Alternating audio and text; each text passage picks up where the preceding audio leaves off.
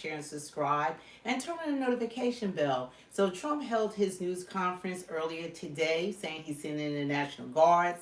He wants to remove the homeless compounds that's there in Washington, D.C. But now we're hearing from the Mayor Bowser from D.C. So we're going to join her, and she's responding to Trump's news conference, and we're going live. Satisfied. We haven't taken our foot off the gas, and we continue to look for ways to make our city safer.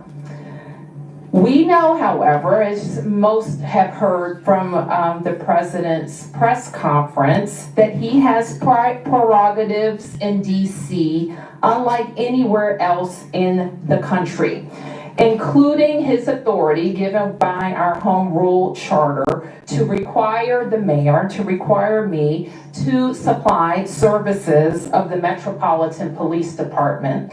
And he also has control and the ability to deploy the National Guard.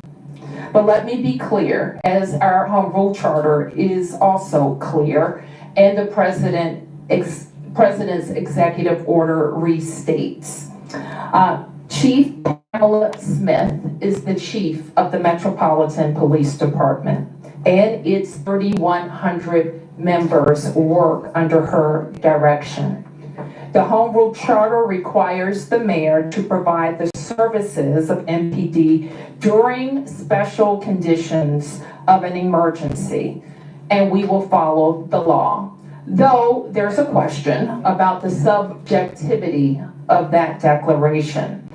In fact, the chief has already provided a high-level liaison and point of contact with the federal government and made those initial contacts. The executive order is also clear that the president has delegated his authority to make requests of us to Attorney General Pam Bondi. I have reached out to Attorney General Bondi and hope to schedule a meeting soon. My message to residents is this. We know that access to our democracy is tenuous. That is why you have heard me and many Washingtonians before me advocate for full statehood for the District of Columbia. We are American citizens. Our families go to war. We pay taxes and we uphold the responsibilities of citizenship. And while this action today is unsettling and unprecedented, I can't say that given some of the rhetoric of the past, that we're totally surprised. I can say to DC residents that we will continue to operate our government in a way that makes you proud. We will balance our budgets, we will deploy our services, our kids are going to start school on August 25th, and we will work with the federal government to do the things that they should do for our city, including making sure that we have the judges that we need, including making sure that all federal parks are supported, not just with law enforcement, but with other clean and safe activities, and including making sure that our economy is supported by rational federal actions as it relates to the federal workforce, federal workers, and federal property in the District of Columbia. So with that, I want to ask Chief Smith to talk about her interactions with the federal forces, federal police and law enforcement that have been engaged in the district over the last several days, and the strategy that she thinks would be important while we have additional federal police officers. Thank you, Madam Mayor. I'm Pamela Smith, the Chief of Police of the Metropolitan Police Department. And as the Mayor stated, we have a responsibility to support the executive order. And one of the roles that I have is to ensure that we work very collaboratively with our federal partners. I know that most of us know in this room, and those of you that are watching on television, that the efforts of the federal law enforcement officers began in our city on Thursday night. I met with the director of the U.S. Marshal, who has been at that point overseeing the operational component of how the federal resources will be allocated and deployed around our city. With that conversation, it was very, very important for me to ensure that not only do we work collaboratively with our federal partners, but we offer up areas across our city where we can work with them in areas where we know that we want to reduce crime. And so that was the effort on yesterday. We spent roughly about an hour just kind of planning and talking through what that's going to look like. On the heels of the announcement from the president today regarding the executive order and my directive from the mayor is that we will begin more intense planning efforts after I leave this press conference. I've also met with one of the other liaisons that have been assigned to work with the U.S. Marshal, along with myself, regarding the efforts around the city for how we will allocate resources. What I will say is this: our relationship with our federal partners is not new. We do this on a daily basis. We are very, very, very much in tune to having federal law enforcement officers working with us on our Capital Area Regional Task Force. Our federal partners work with us, especially on some of our warrant executions.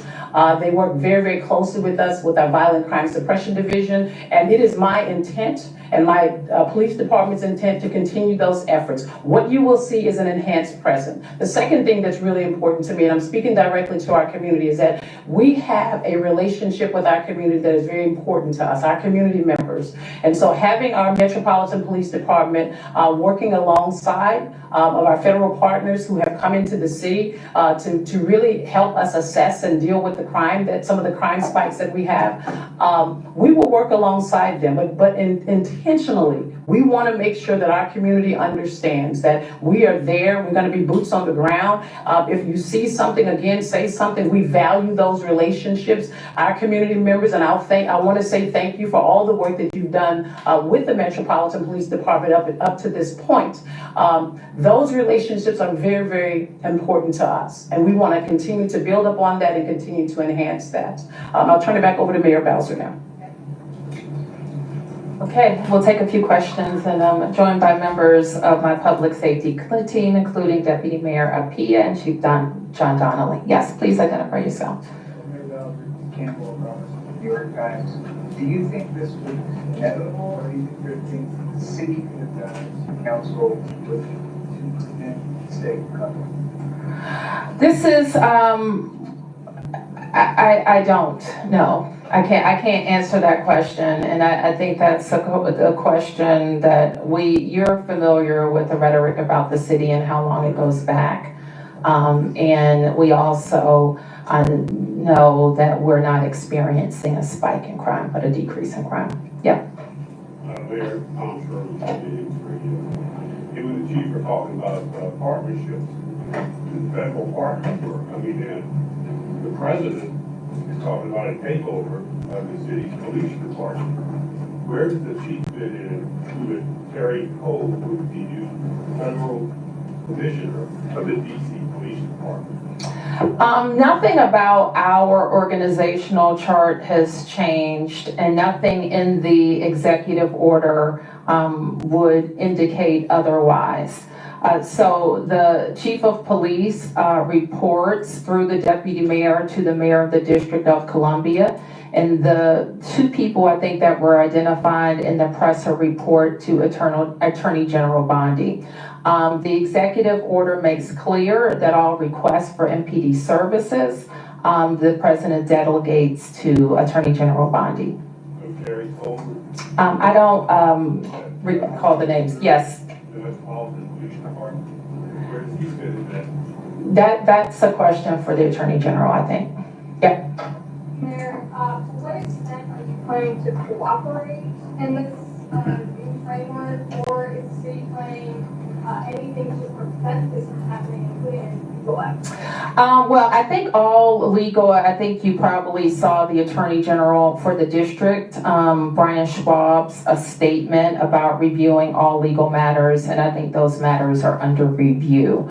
The plain language, however, of the Home Rule Charter in the case that there is a declared emergency, it allows the president, it authorizes the president to make those requests. And it says the mayor shall comply with those requests.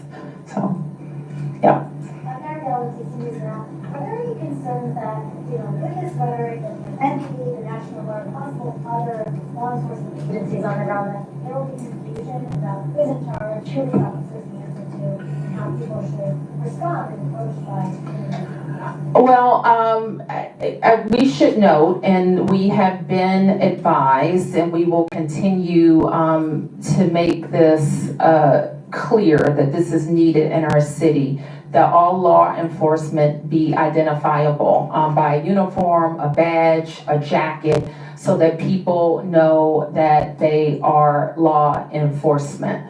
And the chief, in her coordination with the kind of the command on the federal side, will make clear kind of how the protocols for response.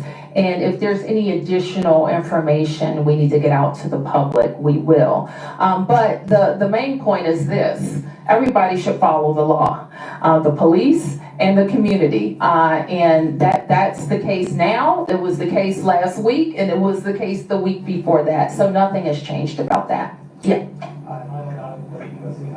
Be able to respond to the statement that came out from the DC Police Union. They come out and say that they stand with the president, and that they have also said crime is spiraling out of control. And they're also calling for the president to further repeal some of the legislation that DC Council passed.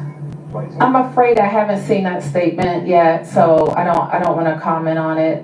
We have, worked very closely with the DC Police Union. Some issues they've advanced, I totally agree with. Others I haven't.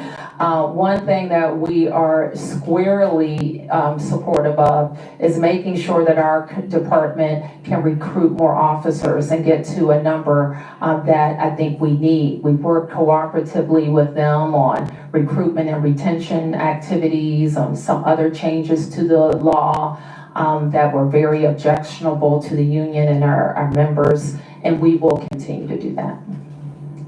Yeah. In what way, if any, does this change your strategy in terms of your relationship with the president? You've been pretty cooperative, pretty diplomatic, but he's saying one thing about crime, you're stating facts, still infringing on your role of things. So, as far as your relationship, your strategy, are you going to, what do you intend to do as far as, engaging with them? Well, we engage with all officials that impact the district, and that includes the president. So I don't expect that would change from our part. But as far as, if I may follow up. Sure. Are you going to go what some might consider a bit harder and push back against what you're trying to do? Will your tenor change or intensify? My tenor will be appropriate for what I think is important for the district. And what's important for the district is that we can take care of our citizens. And if people are concerned about a president's ability to have the MPD police department be responsive to the Department of Justice, the time to address that is when we're talking about statehood for DC. If people are concerned about the president being able to move the National Guard into our city, the time to do that would have been when the Congress had a bill that it could have given control of the DC National Guard to DC. So there are things that when a city is not a state and not fully autonomous and doesn't have senators, that the federal government can do. Yeah. Well, yeah. You at times in President Trump's first term were more confrontational, especially in 2020. You're trying to be more cooperative this time. Any second thoughts about that approach? And are you planning any sort of defiance, symbolic or whatever, in light of this? Well, I would refer you to the law. home rule charter. He referred to it. I would refer you to the executive order. And so everything that we have said maintains my authority given by the home rule charter. Yeah. Chapin, Channel 7. I just want to be clear also that this ramp up, this emergency we're talking about is a brief period. A 30-day period, am I right? The charter gives him the ability to do it for 30 days, yes. So that means cooperating with the, whatever he wants to do. Well, it means that we follow the law, and that the MPD follows the law as well as all of the federal officials who are here. It's also important and we will do this in our communications with them, understand like what they're looking to see. So the fact that we have more law enforcement and presence in neighborhoods, that could not, that may be positive if people are, if it's a positive action. So that's what the executive order says. Yeah, Mark. A couple quick questions. One, do you know when the National Guard is on? I don't know. And then, what if the Attorney General directs the Chief of Police to redirect sources to do something that you and the Chief disagree with? For instance, redirect resources from east of the river to the Red Enclave or something like that. Will you comply? In the conference this morning, President Trump spoke about how he wanted to empower DC police to fit that order. Are you aware of any changes in the works to MPD's use of force policies? And does that kind of rhetoric, how do you feel about that kind of rhetoric? Our police officers are highly professional, well-trained officers that we support with training throughout their careers. We're proud of where our department has come from in terms of their level of professionalism. So they're trained in constitutional policing, and that is our expectation. Yes. Oh, no, you passed the question one more. Okay, just a follow-up on that. Yeah. So will they still be fully subject to local regulations when it comes to use of force, body cameras while under federal patrol and PD officers? PD reports to the chief of police, and they are subject to DC and local laws as well as federal laws. And that would continue to this plan? Yes. Yes. Amelia with Nation. You said earlier that they did not tell you about this announcement before it happened today. Did the White House or the President bring up their concerns with crime before last week? The President talks about crime all the time. Specifically in DC? Yes. Have you not heard the President from the campaign trail? In every conversation I have with him, we're always briefing the President on our progress. In fact, my first meeting with him after he was elected the second time, we went over the crime trends. We went over how we're seeing decreases. So the President is read in on our efforts. Who has that? Yep, over here. The Associated Press. A lot of this seems to be perceptions of what constitutes an emergency. The White House, the administration said there's an obvious emergency. Your administration, the council says there is not an emergency here. How do you solve that? Is there an arbitration option? Where does it go? It feels like, do you agree that it comes down to what constitutes an emergency and what's next? Well, what I would point you to is the Home Rule Charter that gives the President the ability to determine the conditions of an emergency. And we could contest that, but the authority is pretty broad.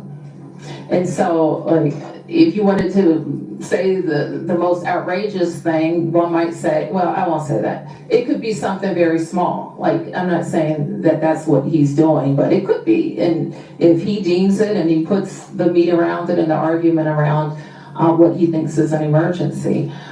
When we think of emergencies, it usually involves surges in crime. Or crime that's not being responsive, or tools that we have that we can't use in the normal course. That's what, when we use an emergency, that's what it's for. Yeah. Over out 9, ABC News National. Wanted to see if you could respond directly to some of what the president said this morning. Do you agree or have any thoughts on the picture he's painting? He said that there are, quote, bloodthirsty criminals, end quote, or roving mobs, a lot of you, end quote. Joseph said that these can do whatever the hell they want, end quote. Are you okay with that? What does that mean? Do you have any response to him or the White House talking about the DC fine stats? I mean, I think I've already addressed all of those questions. Anything else? Yep. Scott Gunn with WTOP. You described, this morning was described as a federal takeover of MPD. It sounds like you're describing this, Chief Smith still in charge, and everything will run through the department. What will this look like on a day-to-day basis as it relates to what has transpired here? What can people expect to see? Is this an instance where you all work collaboratively for big events, and this is something comparable to that? No, I don't, it's not like that. It's not like the special events task force where we work together. And I think I don't want to minimize what was said. And I don't want to minimize the intrusion on our autonomy, because it is very different than working a special event. So that is not what we're trying to do. But I think the chief, and I'll turn to her in a second to talk to you about what she thinks is going to be most helpful to MPD. I want to believe I answered the question a little bit earlier, but I think what's helpful to us is that we come together and we look at data, we look at intelligence when it comes to crime across our city, violent crimes as well as property crimes. And so there are other things that the federal government is also very useful for, useful in supporting us, and that is in the city is warrants, right? The execution of warrants, the U.S. Marshals holds those. This will be an opportunity for us to come together and collaborate on being able to go out and execute warrants. As we think about over the past, came in 2 years ago, 5 years prior, we looked at some of our data where we saw an increase in violent crime in certain areas across our city. We designated those areas as a homicide reduction partnership plan with some of our federal officers. What we'll do in that space is we'll enhance that presence. The other thing is that most of you know we have a nightlife task force. U Street, we have a lot of tourists, residents, individuals who come into our city on a Thursday night, Friday night, or Saturday night and enjoy the nightlife culture. We will also be able to utilize that enhanced presence in and around that area, and any other crime trends that we might see that will go forth. We have our drug-free zones where we also align our federal partners in those spaces, as well as our juvenile curfew zones. May I just follow up quickly, Chief?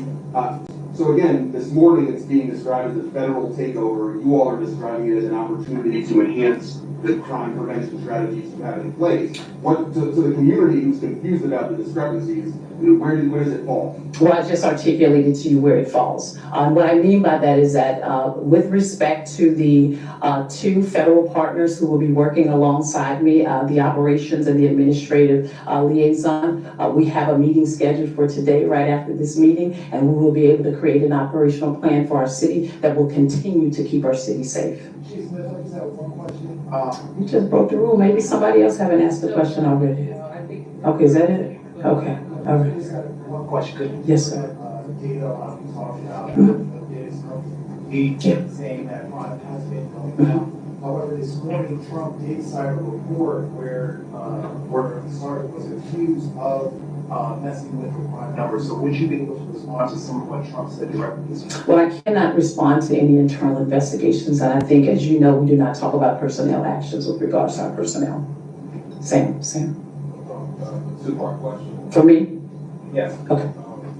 And this is in regards to what is your professional assessment of how NPD has handled the so-called youth takeover list? And I guess the second part of my question might be more appropriate for the mayor, Well, can I ask the first question, then you can ask the mayor the second question. I think when it comes to the juveniles, and I've said this, I'm very passionate about young people who are going to do great things in our city. We have a lot of young people who are moving in that trajectory in that space.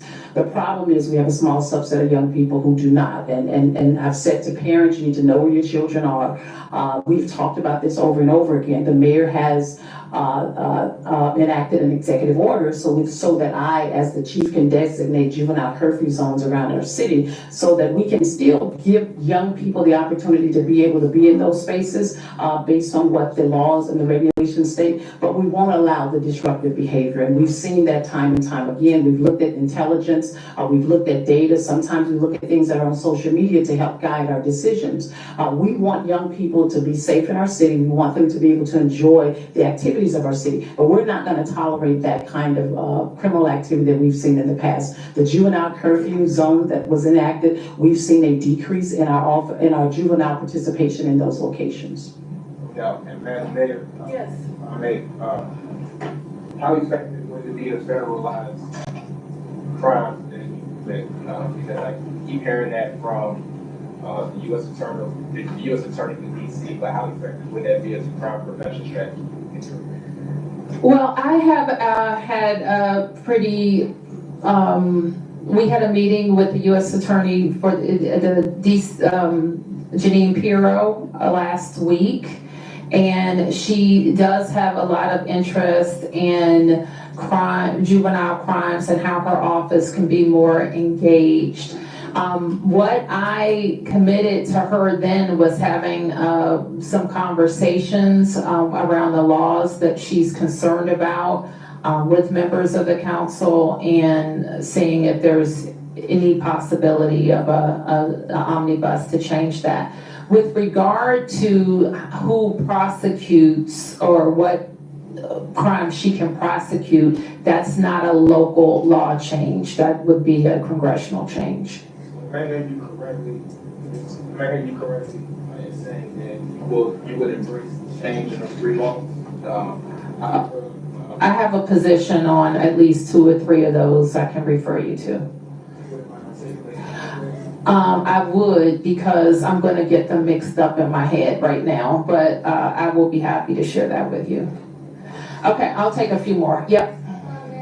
Along with Coach Law that was talking about earlier today, was real focus on DC's bail system, the cashless bail system.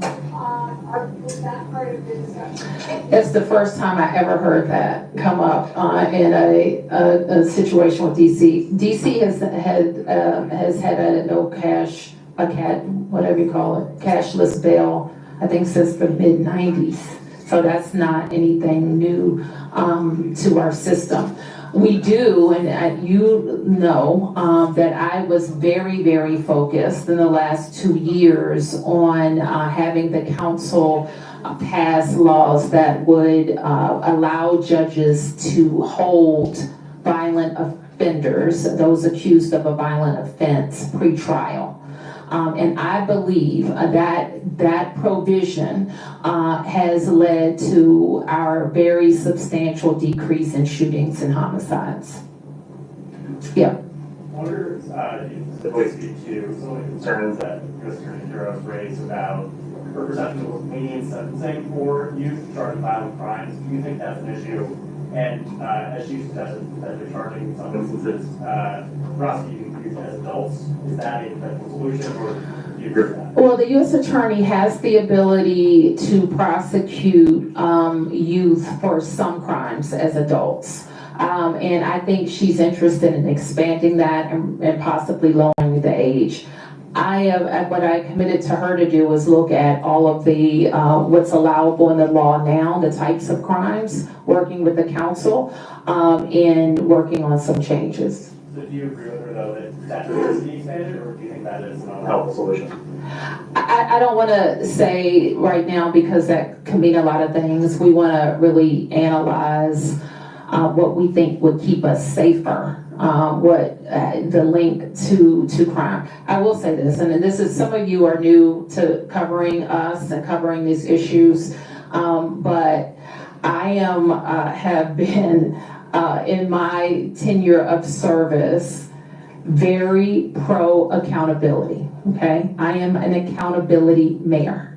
If you commit a crime in the district with a gun, there has to be accountability. And that's if you are an adult or if you are a juvenile.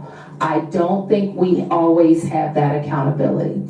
I think what was missing from the press conference a little bit earlier, however, is what people also don't know about the district. Our prosecutors are not local, okay? They don't get elected by anybody here. They don't report to any of us. They are appointed by the president.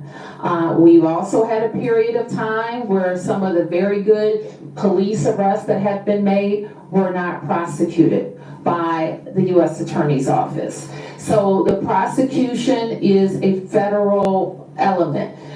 Judges are appointed by the President of the United States as well. And so those are not local judges. They don't report to any of us. So that is a part of the federal system. So anytime we talk about crime in the district, it is part local and part federal that can make changes. All right, I'll take just a few more. Mark. The President made numerous threats about removing homeless encampments and dealing with people in the district who are experiencing homelessness.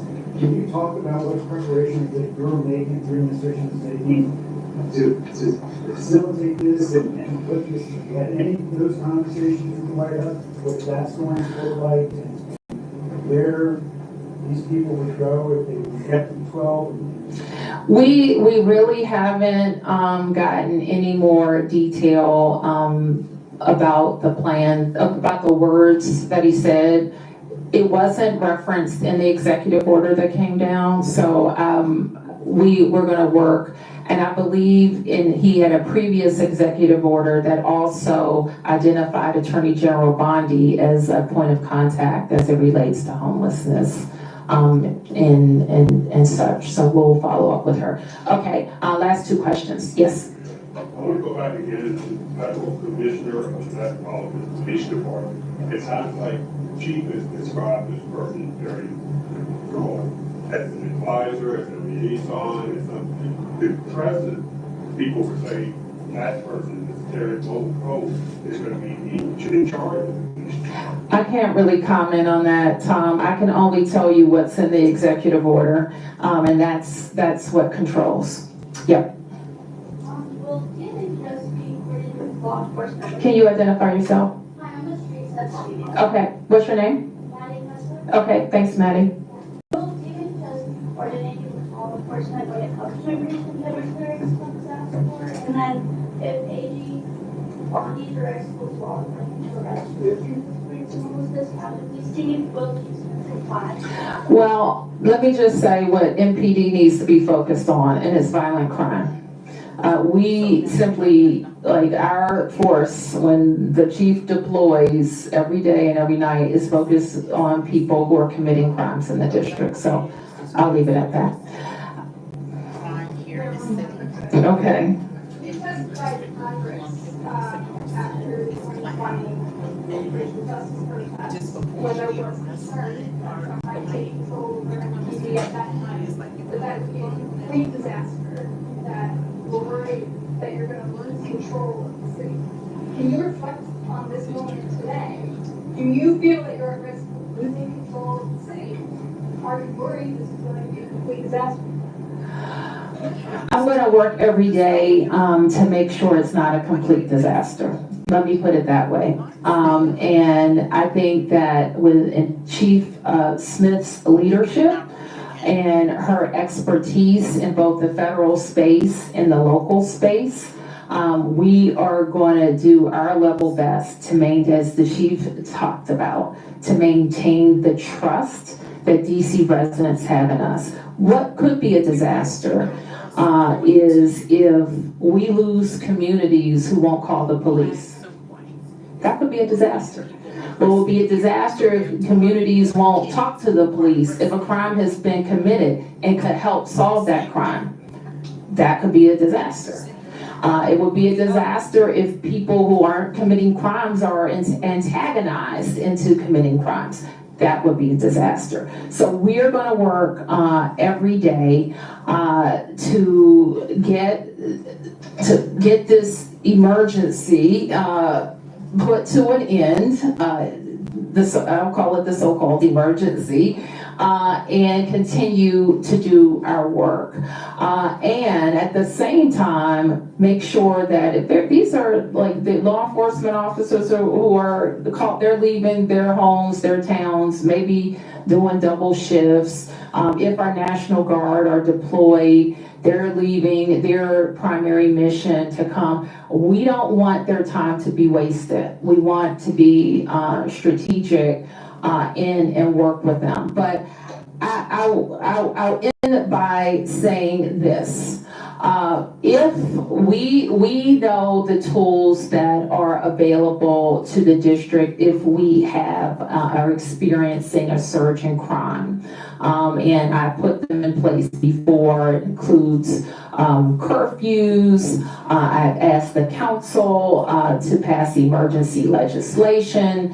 I've asked the Congress for additional funds. We've done all of those things. So there's nobody here, and certainly nobody who works for me, who wants to tolerate any level of crime.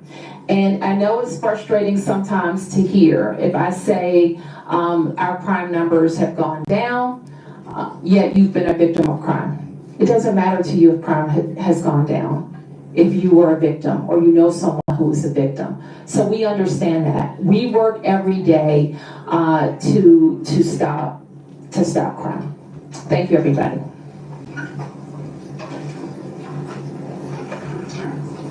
Wow. This is coming fast. There's so many people that's putting so much content up. But I'm glad that she immediately followed up with a news conference. So we want to look into what we were saying about it. Give me my script. The description that we want to discuss. Huh? Yeah, I know, but I wanted the description. Can you stand there? Where's my video? Oh, one day, don't worry, you guys, we're going to have things in order. It's still work in progress. You can say, so how do you feel about what transpired? Well, I'm glad she responded because I don't agree with Trump on this. And that usually doesn't happen, but I don't agree with Trump and this action he's taking on, putting the National Guard there too. Like you said, they're not from this country. It's just, come on, it's just doing way too much. The difference is, what the mayor has said, that she's not in agreement with dispatching the National Guards on American citizens. Yeah. See, that's the difference. Deploying them in Homeland Security on our fellow citizens is different than dispatching them on people who have committed crimes and has entered this country illegally and have committed crimes since they've been here. Jack, it's not about being woke, it's about being blind. But this is what we want to show, that we're not biased. We're going to call out whether it's the left or the right. If we're not in agreement with it, we are going to speak up and speak out. This is Speak the Truth 2.0 for a reason. So the majority of what Trump has done, we have gone along with it. But like anyone, no one is perfect and no one agrees with anyone 100%. So deploying National Guards onto American citizens, I think that's a little overstepping, especially since the District of Columbia has shown a significant reduction in crime, a whole 26%. But I think that what triggered Trump was the fact that when it was a white man that was beaten up because he intervened on them as people committing a crime, and it triggered Trump because it's his own people. Like, it happened to a white man. That happens to black people every day, but that's not going to trigger him. It didn't trigger him when 2 Jewish people were gunned down and killed. That wasn't a trigger. But he said, beautiful man, a former member of Doge, is beaten up. He wasn't murdered, he wasn't killed. He was beaten up. Then he wants the National Guards. So, but then the thing about it is that we want to just look at both sides. And there's more cities that actually need the National Guard. They would need it, but it's like you have places like New York And what about what happened to Lanky Raleigh? No, Yeah. nobody sent any deployed any National Guards to where American citizens are being murdered, little girls are being raped. So, but this was a trigger for him, and he has more control over the District of Columbia because they don't have a governor. They, if federal, he can federally do what he's doing. I think it's a week, and they can extend it somehow to a month, but they would have to congressionally vote on it to change laws and all of that. But what we're covering is that in this video, it covers D.C. Mayor Muriel Bowser reaction to President Trump's latest news conference addressing crime, law enforcement, and federal oversight in national capital. As tensions rise over public safety and political control in Washington, many are asking, is the number one shaping up to be Biden's crime bill 2.0? We break down what was said, what it means for the future of the city, and how it can impact communities across the country. So stay tuned. In-depth coverage analysis you won't get from mainstream media. So, Prof is fake. I've actually just read an article earlier. He actually deployed like 400, 500 National Guard there to the District of Columbia. I'm not 100% for sure, but that's what I read. well, they were walking the streets, I think, even this weekend. They're in the neighborhoods, and some of the neighbors are like, okay, this is great, but we're just sitting around trying to enjoy the summer. And like it's almost like an intimidation when you have too many law enforcement walking around communities where as crimes aren't being committed. No, Joshua, to correct you, they went after the illegal immigrants, not immigrants. Exactly. Trying to get us on that, but they went after illegals, not people who are legally here. But we're going to put up charts about crimes in the United States and who's actually committing a crime. But like when Trump leaves, can we put up his social? Where's Trump's his true social when he called he referred to black people. See, when you label black people as thugs, but you label white people commit crimes, you call them what? They were Mentally ill. Mentally ill. It was some Bullied. Bullied. Yeah, they were bullied, mentally ill. They didn't have fathers in the household. It's always downplayed. But when you label, what did it say, chat, the definition of thug? Do you have that in your phone? Yeah. See, this is something, it's like code. It's almost become a racist code that black men are called thugs. When you put the word thugs, you're actually racially trying to put a label and profile on a black person. When they say thug, even if you ran a light or a traffic violation, that was a thug because the person is black. But white people could do the same crime. I don't know why we never have any of this stuff ready. But it was a definition that we had I want to keep that. I don't want to lose this. Okay, so anyway, what do you got? Don't put homeless. Yeah, and then like you're going to move the homeless, then hopefully the Americans that are homeless, that they'll be given the same opportunities to live in luxury apartments, that they be given SNAP and Social Security, Medicare, Medicaid, all the things that we afforded 14 million illegal immigrants. Rico, I know Do the same for Americans. Rico, I know you'd be surprised, but I'm actually a singer, so I listen to music with people singing in it, to take notes. I don't know what that had to do with what I'm talking about. He said go listen to rap music. Well, anyway, we don't care about that. That was just dumb. That's just dumb. It says that disproportionately high arrest rates of black people in the District of Columbia, D.C., are the result of complex combinations of historical, structural, social, economic, and policy-related factors. And here's the breakdown. Racial disparities in policy, policing in black communities in D.C., predominantly black neighborhoods like parts of Southeast D.C. tend to have stronger police presence. This means more surveillance, stops, and arrests. You hear that? That's targeting. Bias in law enforcement. Numerous studies have shown that implicit and sometimes implicit racial bias influence who gets stopped, searched, and arrested. Drug enforcement disparity. Although drugs used in race are similar across races, black people are much more likely to be arrested for drug-related offenses. Socioeconomics inequality. Black residents in DC statistically are more likely to experience poverty, unemployment, underemployment, and limited access to resources like education and healthcare that we have so freely given to the rest of the world. These inequalities are linked to higher contacts with criminal justice system, loitering, petty theft, and being in public spaces for longer periods due to housing instability, historical segregation, and disinvestment. Decades of redlining, housing segregation, and urban renewal policy displaced many black residents and concentrated poverty in certain areas. Disinvestments in schools, healthcare, infrastructure, and predominantly black communities help create cycles of disadvantage. So it's like we're not looking at resolutions.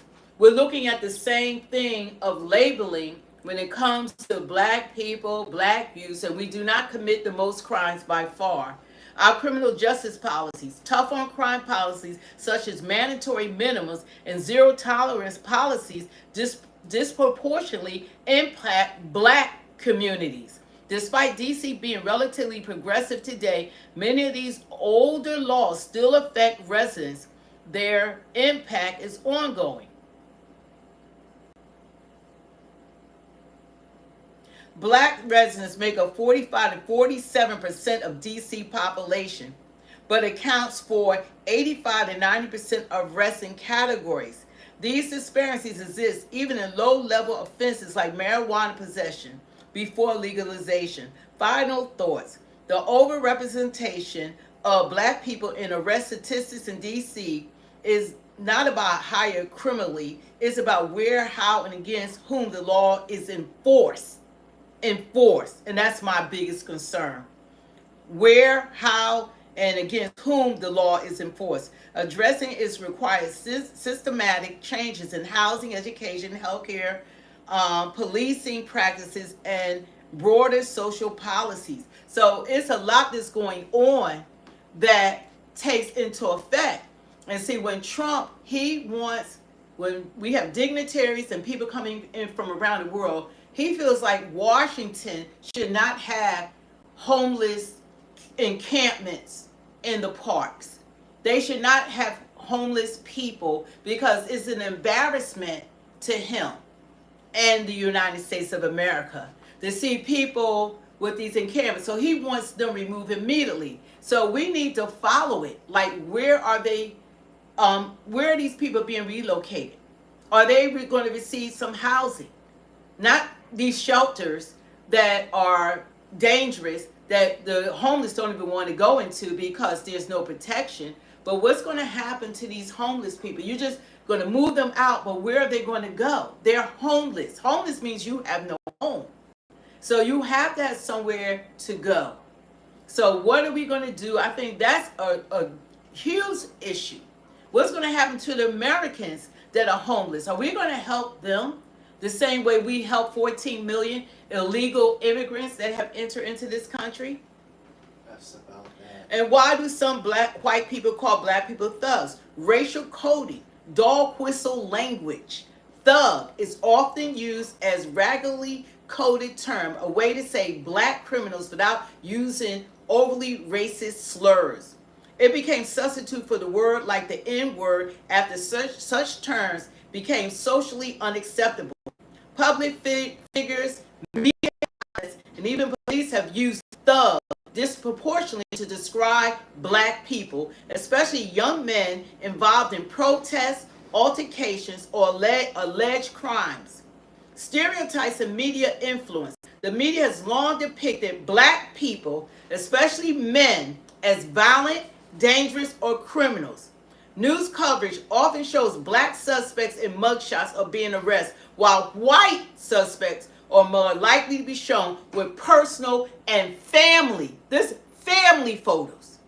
They could be mass murders. Even the guy that tried to kill Trump, that wound up taking the life of Corey in Butler, PA. They show his high school picture. High school picture. That's how they represent it.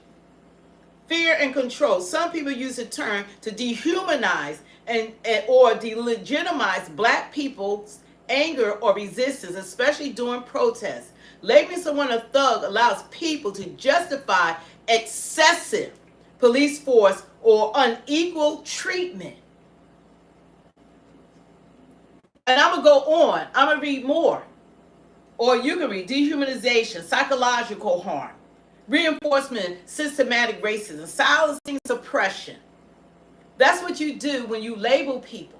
So we're on both sides of the coin. But then, for the president to use that language, that's still code. He said he's for all the people. He's for all Americans. Then you have to speak to all Americans. Instead of like DC, nobody wants crime, but crime is everywhere. And we have more crime than we had before. But crime rate in District of Columbia is absolutely down. It's absolutely down. But there's only certain triggers that the president is going to react to. He talks about criminals, but then you'll have the left say, well, he's a felon. He has 34 counts. They keep talking about release the Epstein files. They believe he's on it. We can't select because people are innocent until proven guilty. Where has that happened? But when you already have stereotyped a group of people, you have the media, you have the president, you have people that are, labeling people when the community, the majority of the community are not thugs. The majority of the black community are not thugs. The majority of the black community are productive.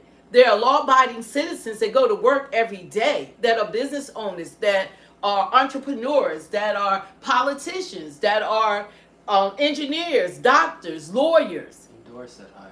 Hi. So it's bad when this rhetoric continues instead of focusing on what can we do better. Now, my suggestion is for the District of Columbia, black men. Like I see a lot of these black content creators, they go along to get along and they escalate the situation. Why don't they go out there and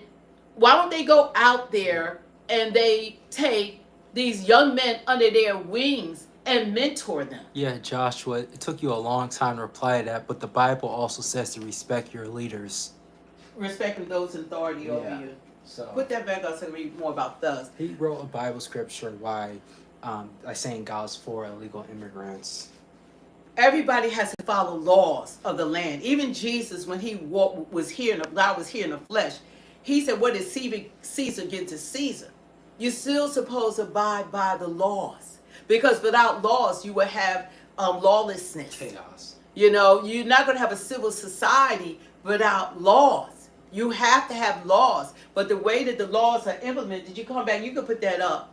The ways that the laws are implemented, that means everything.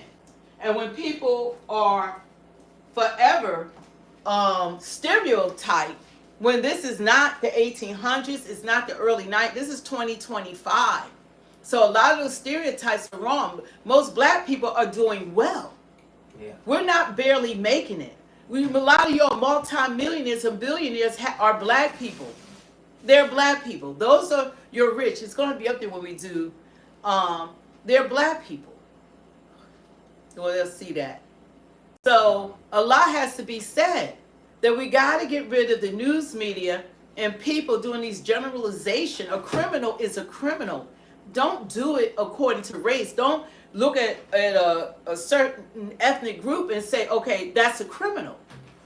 Criminals come in all creeds and colors. But what I'm concerned is that they're going to go out there and they're going to racially profile. And as black people, we know what that means. And when they start going after our children that have gone down the wrong road and been misled, we need the black men and women or whomever that's in these communities to mentor your young people. Let them know, because see, they're living impoverished. They're not getting the health care that we have given to people who aren't even from this country. They don't have food. They can't get SNAP. They don't have health care. And these are Americans. We have to stop this nonsense. The reparations that should have went to black people went to illegal immigrants. They were given everything. And their response is tearing up our cities. You saw what they did in Los Angeles, how they behave, what they do in New York, and all these major cities. And so then black people are still left in the same situations, and we don't have the sanctuary cities to protect black people. We don't have an anti-hate crime bill. So black people are an easy target to pile up on and saying that black people are the reason, when that's a lie from hell. The majority of the crimes and stuff that happens is because is not really shown the real statistics. Because with the news media, they're biased and they want to always relate crime to black people. But when they put a white person up there, they show a family picture. They were a mass murderer and they got a family picture of. Oh, they had a hard childhood. They went through this and that. But you don't make any excuses for black people. You know how tough it is to grow up impoverished and you don't have the same opportunities as everyone else. But we need to change that. And what I'm saying is those young people, instead of saying that same rhetoric that Biden did with the 1994 crime bill that caused mass incarceration of black people, mass incarceration, when you take fathers out the home and you have them in prisons, then the kids are on the street. And this is the behavior that follows because there's no one to pull them up out of poverty because they don't have a father like a Deion Sanders, a LeVar Ball, or some father to lead their children, or Tiger Woods' father, somebody to lead them in the right direction. But what they can do, go into these communities. Instead of them wanting to do what's wrong, let them join ROTC. Let them go into the military. They want to shoot, they want to fight. Let them fight for this country. Let them fight for this country. Let them know there's a better way of doing things. Instead of sitting in a prison as a child and then growing up realizing your mistakes, that you shouldn't have robbed that person, you should have just went and gotten a job or an education. We got to push education because that's the answer. People perish for lack of knowledge. We got to push education on our young people, and we need our black men to intervene and mentor these people and steer them in the right direction. And I propose in the District of Columbia, grab a hold of these young people, give them an alternative. Lisa. Don't be getting no damn Jane Pierre or whatever her name is, who's racist. Talking about lock the children up. Lisa. No, give them alternatives to be more productive American citizens. The same way you would do for a white child. Do the same thing for a black child. Lisa Ann, life is totally different as a black person compared to a white person. 100% of the time. Just like how my mom said how when something happens with a black person, they refer to us as thugs. Even Trump did. But when something happens to a white we could person, find his social, what was his what's his True Social. We got to see, like, he's like, that's another way of removing the N word. You're calling a black person a thug. We're not thugs. We're not thugs. We're engineers. We're scientists. We're doctors. We're federal workers. We are out there. We're community leaders. We're everything. We got more multi-millionaires, I think, next to none. We're billionaires. We're not barely making it. We're middle class, upper middle class, millionaires, billionaires. We're not all stuck in poverty. It's such a lie. We're not. We're living in, see, everyone in my family owns a single home. My extended family, all of us are educated. Everyone has a college degree. All of us. They from military, police officer, entrepreneurs to doctors, lawyer, authors. They're all PhDs. That's in my family. We all drive luxury cars. All of us are doing well. We got to stop these stereotypes and these lies. You do have communities that are impoverished in the white and black communities, but they don't show you the crime in the white impoverished communities who commit more crimes. But it's always an excuse when they commit crimes. Just like what was in Cincinnati, the brawl, we can show that. When the white Russian, he went to black community challenging, come on, fight me, fight me. Well, he asked for the smoke. He went there and the white lady jumped in. You don't go into a community, anybody community, say go in the Hispanic community and you from somewhere else, another, tell them, come on, you want to fight everyone, and then they beat you up. Nobody told her to jump into it. That was a fist fight. There was no guns and knives. They were fine. He asked for it. Yeah, you don't talk. And just like what happened to the Doge guy, yes, they were wrong. But they didn't go to attack him. They weren't trying to attack. He got involved. Should have dialed 911. That's what you do. Let the police handle it. He had no business going and he trying to fight. No, you dial 911. Because it's unusual for black people to go and try to attack white people. That's all it took to trigger Trump. Now, these thugs, you're going to say, no, our kids are not thugs. They're not thugs no more than the white kids that commit crimes. But they're not held under the same standard. They're not called thugs. They're called that they had father was in the household. They had an unfortunate life. They're going through mental illness. They get every excuse in the world except for being called a thug. No, Trump also said on Truth Social. You better speak to them. Speak to me. Speak to them. I'm trying to tell you to get your reaction. Okay, well, talk to them. They're going to get a reaction. Never mind. We want them to react when we're saying something. This isn't their live stream. This is ours. But they're communicating with each other in the live stream. Yeah, so anyway, we got to do better as a nation. Because if we're going to continue this and more black people to come over to the Republican Party, we can't have that type of language coming from the President of the United States. If he said he wants us all to do well, he has to mean it. He said we don't need affirmative action. We don't need these programs. That everybody have the same capabilities. Then he needs to continue that road. You can't separate the two.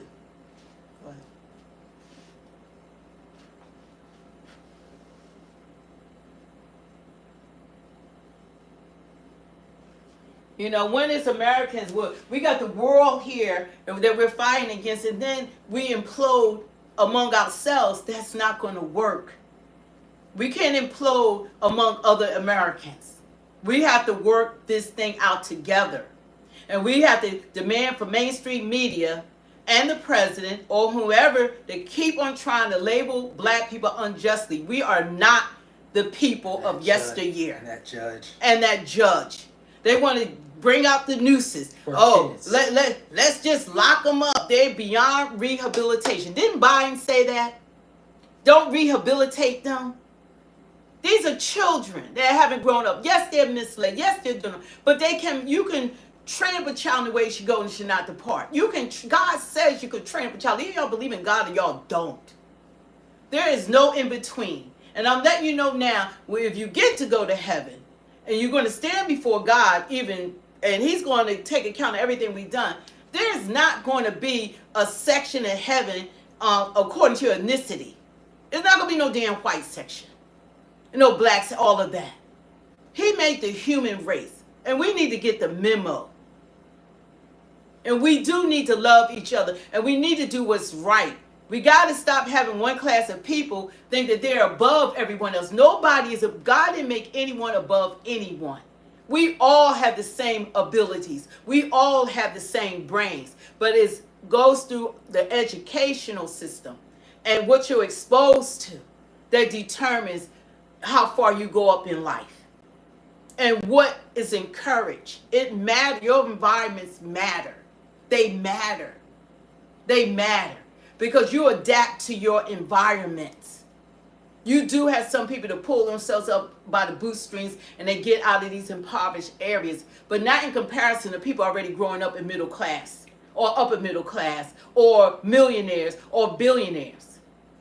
They don't have to pull themselves up. They already are given everything. My kids have been given everything. My mom and them gave it. She has a PhD. Bishop, my father bishop, mother pastor, you know, my grandmom and all them. They were authors, nurses, all that. So we had examples of people, or just about everybody in my family has a college degree. It's no big deal. We're not like, oh, we're the first to go to college. No, no, no. It's like a 1,000 before us. So we got to stop these stereotypes and understand that we're not impoverished. We're not down and out. And we give us the opportunities. That's why I'm happy that Trump is bringing jobs into this country and giving the opportunities and bringing it back to America for all Americans. We're going to stand together or we're going to stand apart. We got to make up our minds. Because as things implode and they continue to implode inside this country, it's going to come a time where we have everything here now. America is not the same.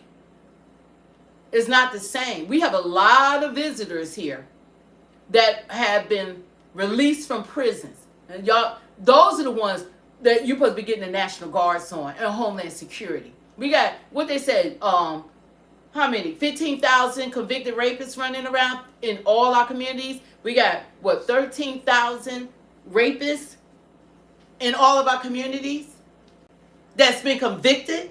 All these children being raped by these illegals and released. You're talking about catch and release? They being catch and release. Everybody was wondering, don't come for us until you take care of that. That's what I'm here to say.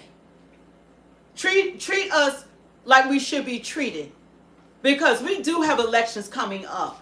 Don't lose the black vote. We matter. Don't lose it. We fighting for you. You want to read it? Okay, this is what Trump had posted. You can see what they're saying. He said, crime in Washington, D.C. is totally out of control. Local youth and gang members, some 14, 15, and 16 years old, are randomly attacking, mugging, and shooting innocent citizens. At the same time, knowing they will be almost immediately released. They are not afraid of law enforcement because they know nothing ever happens to them, but it's going to happen now. The law in D.C. must change to prosecute these minors as adults. Lock them up. That's Biden. Lock them up for a long time, starting at the age of 14. So when they say a long time, they mean give them 30, 40 goddamn years. Like Biden. Give them all that for misdemeanors. So when you see that, you lock them up for a long time. Isn't that the same thing Biden said with mass incarceration of black people? Don't do that. We're not going to stand for it. We hear the language. Stop acting like we're the criminals and we don't put the damn statistics up. We are not leading in crimes in this country. Okay. It makes me angry how they so misguided. The law in D.C. was, which part? The most recent victims was beaten mercilessly by local thugs. Thugs. They're going to word thugs. I gave the definition. That's changing word from the N word. The thugs, you're labeling. And we're going to put that back on what the meaning of thug means. See, they're called thugs. But when white people commit crimes, they're not called thugs. They had an unfortunate childhood. They was misled. And then they put a picture of them in high school, or then with their families at a birthday party. Even the damn ones that have been mass murderers. They get the best damn photo ops. We're tired of this. Put it back up.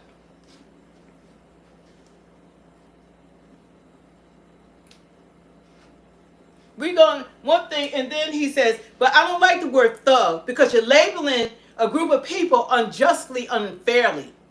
Say this, give the same grace you give to all the other ethnicities. Give the same grace. Stop making black people your footstool. Give the same grace. We are not the same. That's the new N-word. It's the new N-word, thug. So then the news media say thugs. Everybody say thugs. So people come from other countries, they look at them and respect us because the media has classified as thugs, not business owners, not entrepreneurs, not movers and shakers, not actors, actresses, doctors, lawyers, engineers, politicians, none of these things. None of these things. I'm offended. Yeah, me too. I'm offended. The most recent victim here was beaten mercilessly by local thugs. Washington, D.C. must be safe. clean, and beautiful for all Americans, and importantly for the world to see. If DC doesn't get their act together and quickly, we will have no choice but to take federal county control over the city and run the city how it should be run, and put criminals on notice that they are not going to get away with anymore. They're not going to get away with it anymore. Perhaps it should have been done a long time ago. Then this incredible young man and so many others would not have to go through the horrors of violent crime. If this continues, I'm going to exert my power and federalize this city. Yeah, see, this beautiful man, because he's a white man that had gotten his butt kicked, that interfered, should have just dialed 911, and he would have never been beaten up.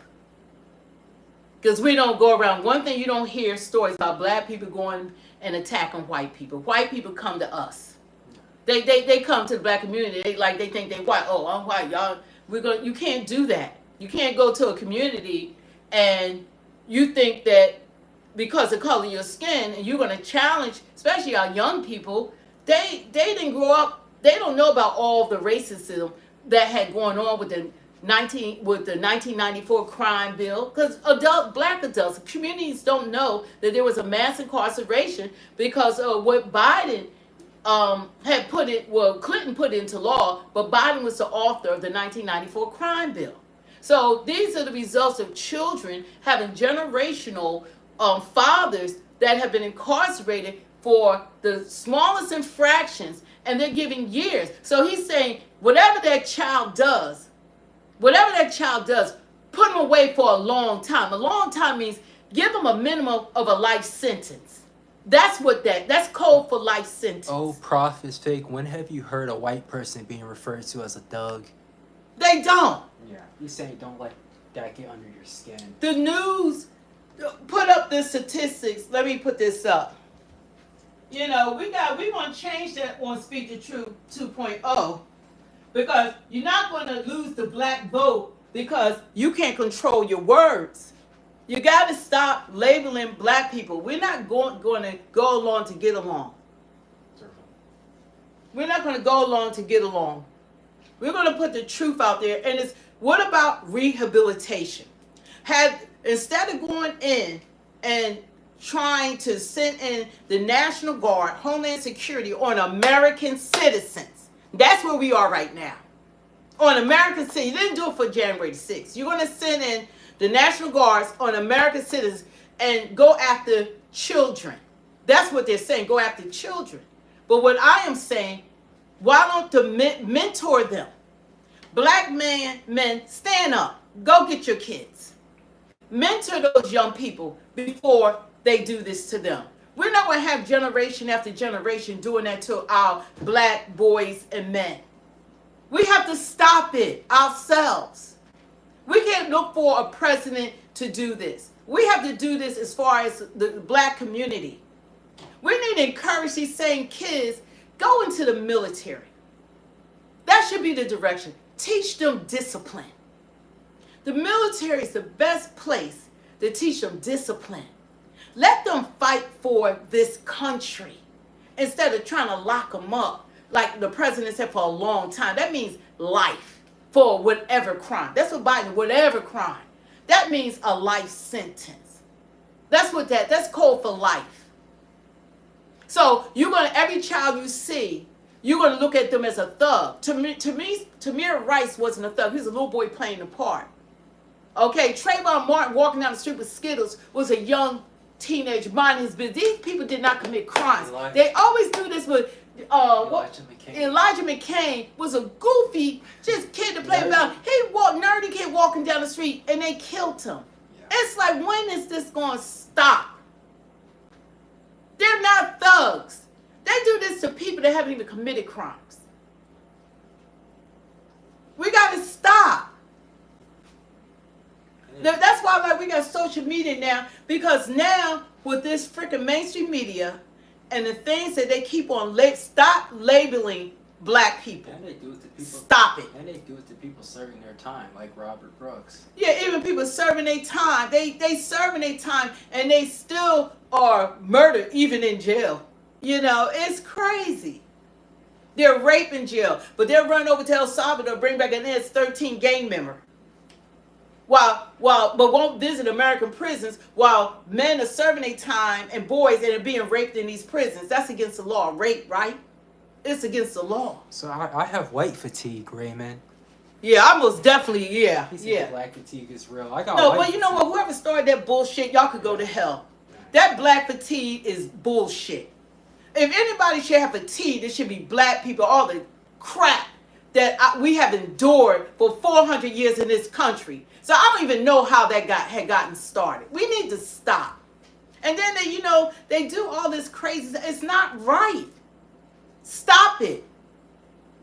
And what they did to And if anybody have fatigue, black people have fatigue. And what they did But we don't do all that. We don't say, oh, we got white fatigue. And what they did to the Native Americans. They're gonna wipe out a whole freaking group of people, the Native Americans, talking about fatigue. Come on now, let's not go there. We gotta stop. We gotta stop this. We gotta stop. We gotta be for real.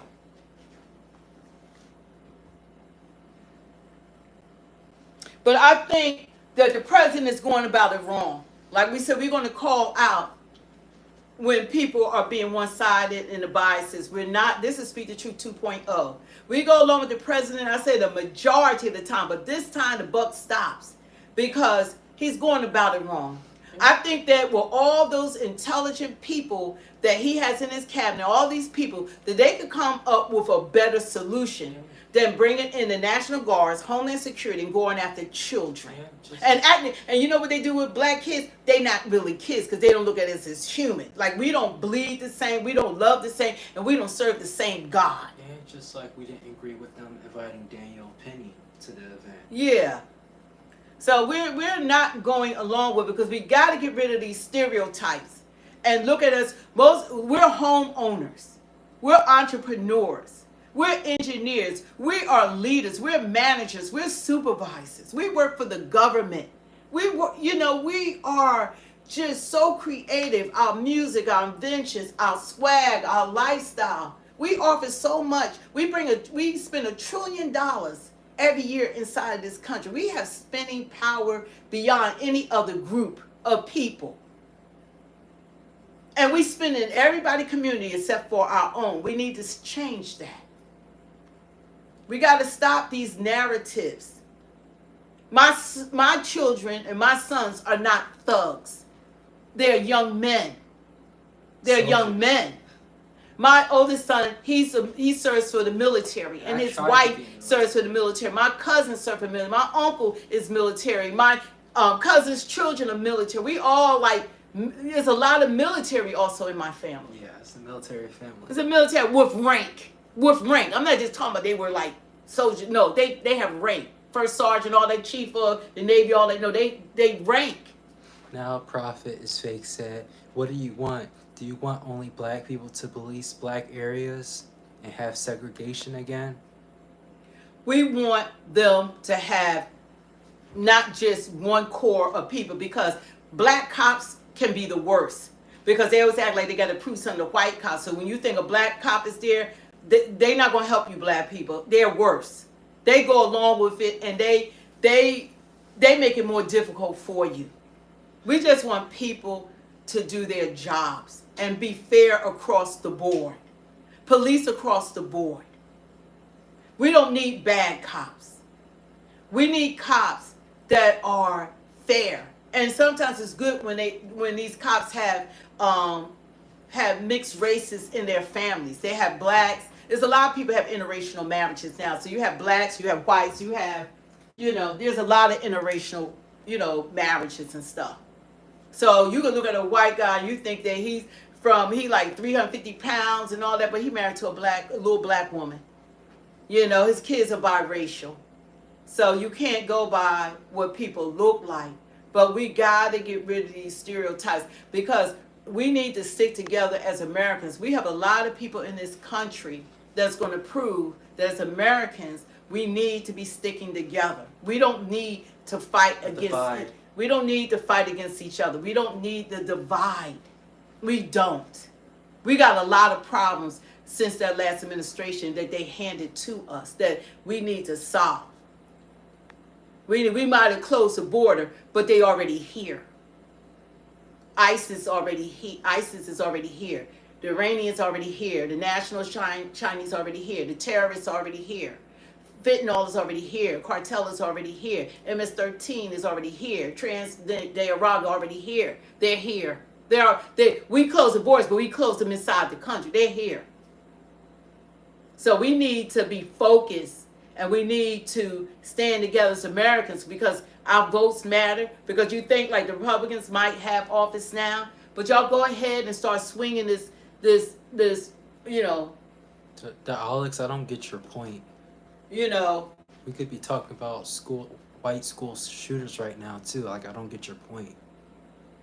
You know, but the media has done they have done a job on stereotyping our community. He's saying you should be talking about black people taking out other black people. Well, in every community, you go to an all-white community, white people taking out white people. You go to the Native American community, Native Americans are taking out Native Americans. You go to a Hispanic community, they're taking out each other. Whatever environment you're in, those who you're taking out. It's not like black people running around taking out white people. You don't hear that. They take out their own. White people take out their own. Asians take out their own. That's how that goes. It's the community that you're in. That's the truth. Like the 2019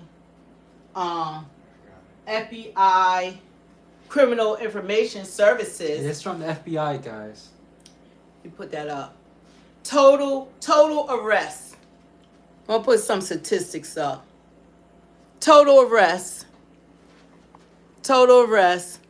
You have for murder and non-negligence and manslaughter. You have for white people that committed crimes, offense charges are 4,729,290. Black or African American is 1,815. 144 have committed overall crimes. Okay, for murder, you have 3,650 that were white people that committed murder or manslaughter. 4,078 black people that have committed murder. For rape, you had 11,588 white people that committed rape to 4,427 black people. For robbery, you have 25,143,000 for robbery. Black people is 29,677. For aggravated assault, 274,376 altogether. Out of that was 169,467 white people to 91,164 blacks. Burglary, 81,104 white, 34,188 black. Larceny and theft, you had 393,226 white to 178,937 black. So the list goes on and on and on. Then it's followed by your Native Americans, followed by your Asians, Native Hawaiian, Pacific Islanders, and the list goes on and on. Your arson, for what was it? Arson, it was 4,453 white people that committed arson to 1,553 black. And mind you, black people are disproportionately more arrested than white people. They're not even arrested like us. Yeah. And when you look at the statistics in comparison to black people committing crimes, it's an entirely big difference. Entirely big difference. Other assaults, it was 455,901 white people to 219,400 black. Property crimes, 517,502 white people to 231,087 black people. Violent crime, 209,848 white people to 129,346 black people. So there's a start there. Vandalism, 86,360 white to 34,670 blacks. Stolen property, buying, receiving, possessing, 38,751 white, 21,998 white. But this is just to show you the list Like we could go on and on to weapons carrying possessions. And this is by the FBI. The This is the FBI. FBI. Yeah, the This is FBI posted this. This is the FBI. This is their criminal report. This is all weapons carrying possessing 60,494 white people, 45,530 black people, vandalism 86,360 white people committed the crime, 34,670 black people committed the crime. So this stuff goes on and on and on. Driving under influence, 526,928 white people were convicted of driving under influence to 90,888 black people. Sex offenses. What's that? Sex offenses. Sex offenses except rape and prostitution. 21 except rape and this is just except rape and prostitution. 21,360 white people committed the crime to 5,903 black people. Offenses against children.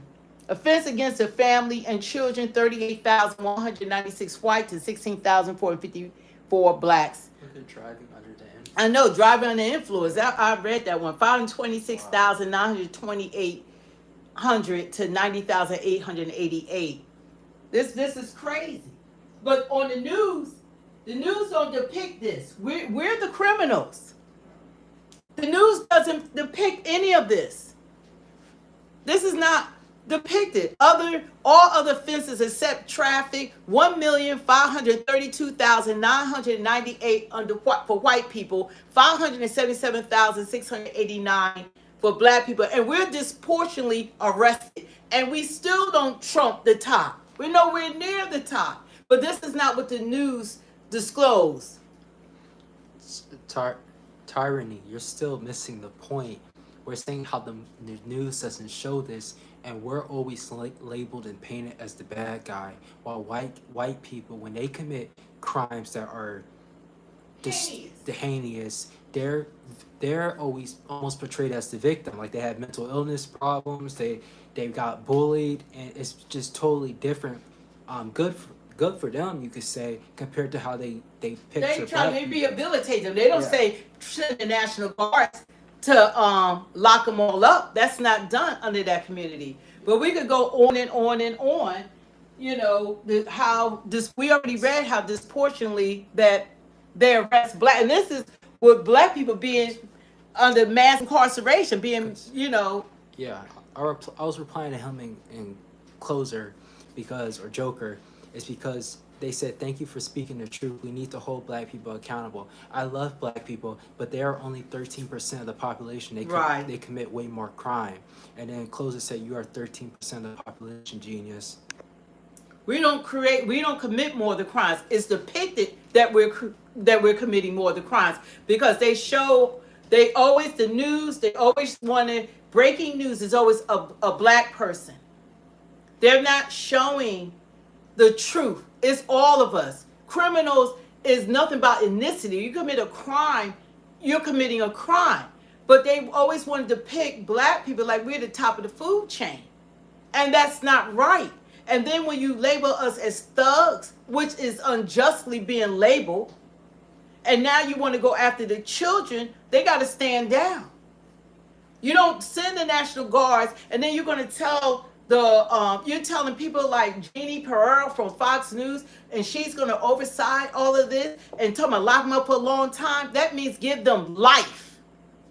Take these children, give them life sentences. So that's the same thing Biden did.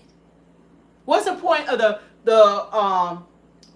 First Step Act that Trump did? Now you're telling children that there's a better solution. And with these intelligent, some of the top brass, that y'all can't first come out with something better, some sort of program or something that you can try prior to just this is just like over the top. And crime is down in the District of Columbia by 26%. Crime happens in every city and state. That's a fact. But they're not having the National Guard to put on Americans. Now we putting them on Americans? Come on now. It shows how important it is to be raised with a father and a mother. Yeah, well, it's a big difference being raised, and put your phone back up to see the word thug, like what that does and what that, how they, implement it. That's why when people come to this country, they already looking at black people like, oh, we got to be careful. Yeah, black people, they bad. That's a lie. We are not bad. We are, God, we are perfectly and wonderfully made. We're the apple of God's eye. We all have the same capabilities. God didn't give us all different brains. He didn't make white people smarter than black people or Asians smarter than Native Americans or Indians. It's all about education. He gave us all the same abilities, and that's a fact. These are facts. You can Google it. You can check it. You can, like, is there a difference between learning as far as your ethnicity? There is none. Look at, search Chat GPT. Look that up about, because I think I had looked it up yesterday. I don't have it on my phone. That Chad even said there's no difference. We can all learn the same. All of us can learn the same. So you got some people thinking that like they're the smartest people on the food chain. No, you're not. You just have better education. You had a better family structure. You were in a better environment. It matters. And I was looking at Trump's Truth Social post, and he was putting youth in quotation marks. What does that mean? Putting youth in quotation marks. Yeah, Like, young people. Yeah. Children? You're not even going. The young people not even going to have a chance for the stakes they're making at a youth. If they commit murder, that's different. I'm talking about he's trying to say this like no matter what they do. See, when they get that kind of order, they go before these racist judges because they are racist, and they're already given the mandate that when you see a black face, that they are thug. The president is saying they're thug. That means to give them over sentence them. That's what that means. And we're not doing that. We're not going to do that. I say come up with some better solutions before you overexert yourself in doing what he's doing. This one white guy got beaten up, and this man is losing his mind. Yeah. He losing. Why don't you act like that when it happens to black people or any other ethnicity? He losing it. It's beautiful, but no, we beautiful. Black don't crack. We're beautiful. We're beautiful people. We have good genes. Extremely good genes. We don't need anything that enhances. God, the melanin he put in our skins, black don't crack. We don't need Botox. We don't need none of that stuff. We age gracefully. We have good genes. And I'm tired of this upside down world and how we cannot come together as a nation. We need leaders that are going to speak the truth and do right by all its citizens. That's the only thing I'm asking for. Do right by all of us. And I have always felt that Trump was the answer to that. Don't start swinging another way, Trump. Come on, you're doing murder rates, but you're comparing Washington D.C. to countries like Mexico City and Paris and London. Yeah, when he did the statistics, he didn't want to show the pictures. He didn't compare the crimes in America's cities. He did the comparison to other countries' crimes. If you're going to take this type of action, you're supposed to show the American people the comparison to other cities in the United States of America, not other countries. That was wrong. Then he going to flash like barely a picture. Of course, it's going to be a black man. Like white people commit more crimes than we do, but you're not going to show them. We're over sentenced. We're disparately, arrested more than everyone else, irregardless. We are targeted. Targeted. We're targeted. These are truths. There's always an excuse for taking a black life. That's not going to get anybody upset. That's supposed to be like the norm for traffic stops, not criminals. Not criminals. Traffic stops. And there's a lot that need to be done for all of us. But I don't believe in putting these vampires and people like that Judge Janine, whatever she is now, put her in charge to go after our black young people under the age of 18. We don't need those vipers. And talking about lock them up for a long time. And you're going to mandate these judges and these people to do that. Rescue our children, black people. Go there to Washington. Men stand up.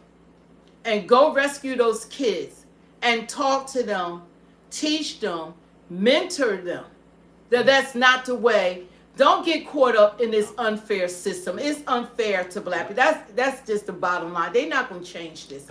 We got to rescue our own. No one's backpedaling. We still support Trump. We just don't agree. We don't agree. We're not going to agree with everything. Like we said, we don't go along with everything. When we don't, we're going to call it out. People keep saying this, but Trump wasn't president with the Central Park Five. He did not send them to jail. Yeah, we support what Trump has been doing for this country. The majority of it, but we're not going to be called thugs, because then you're calling all the black people that voted for you thugs. You're not going to call us that. You're not going to single out our children when white kids are doing the same thing at a larger rate, higher rate than us.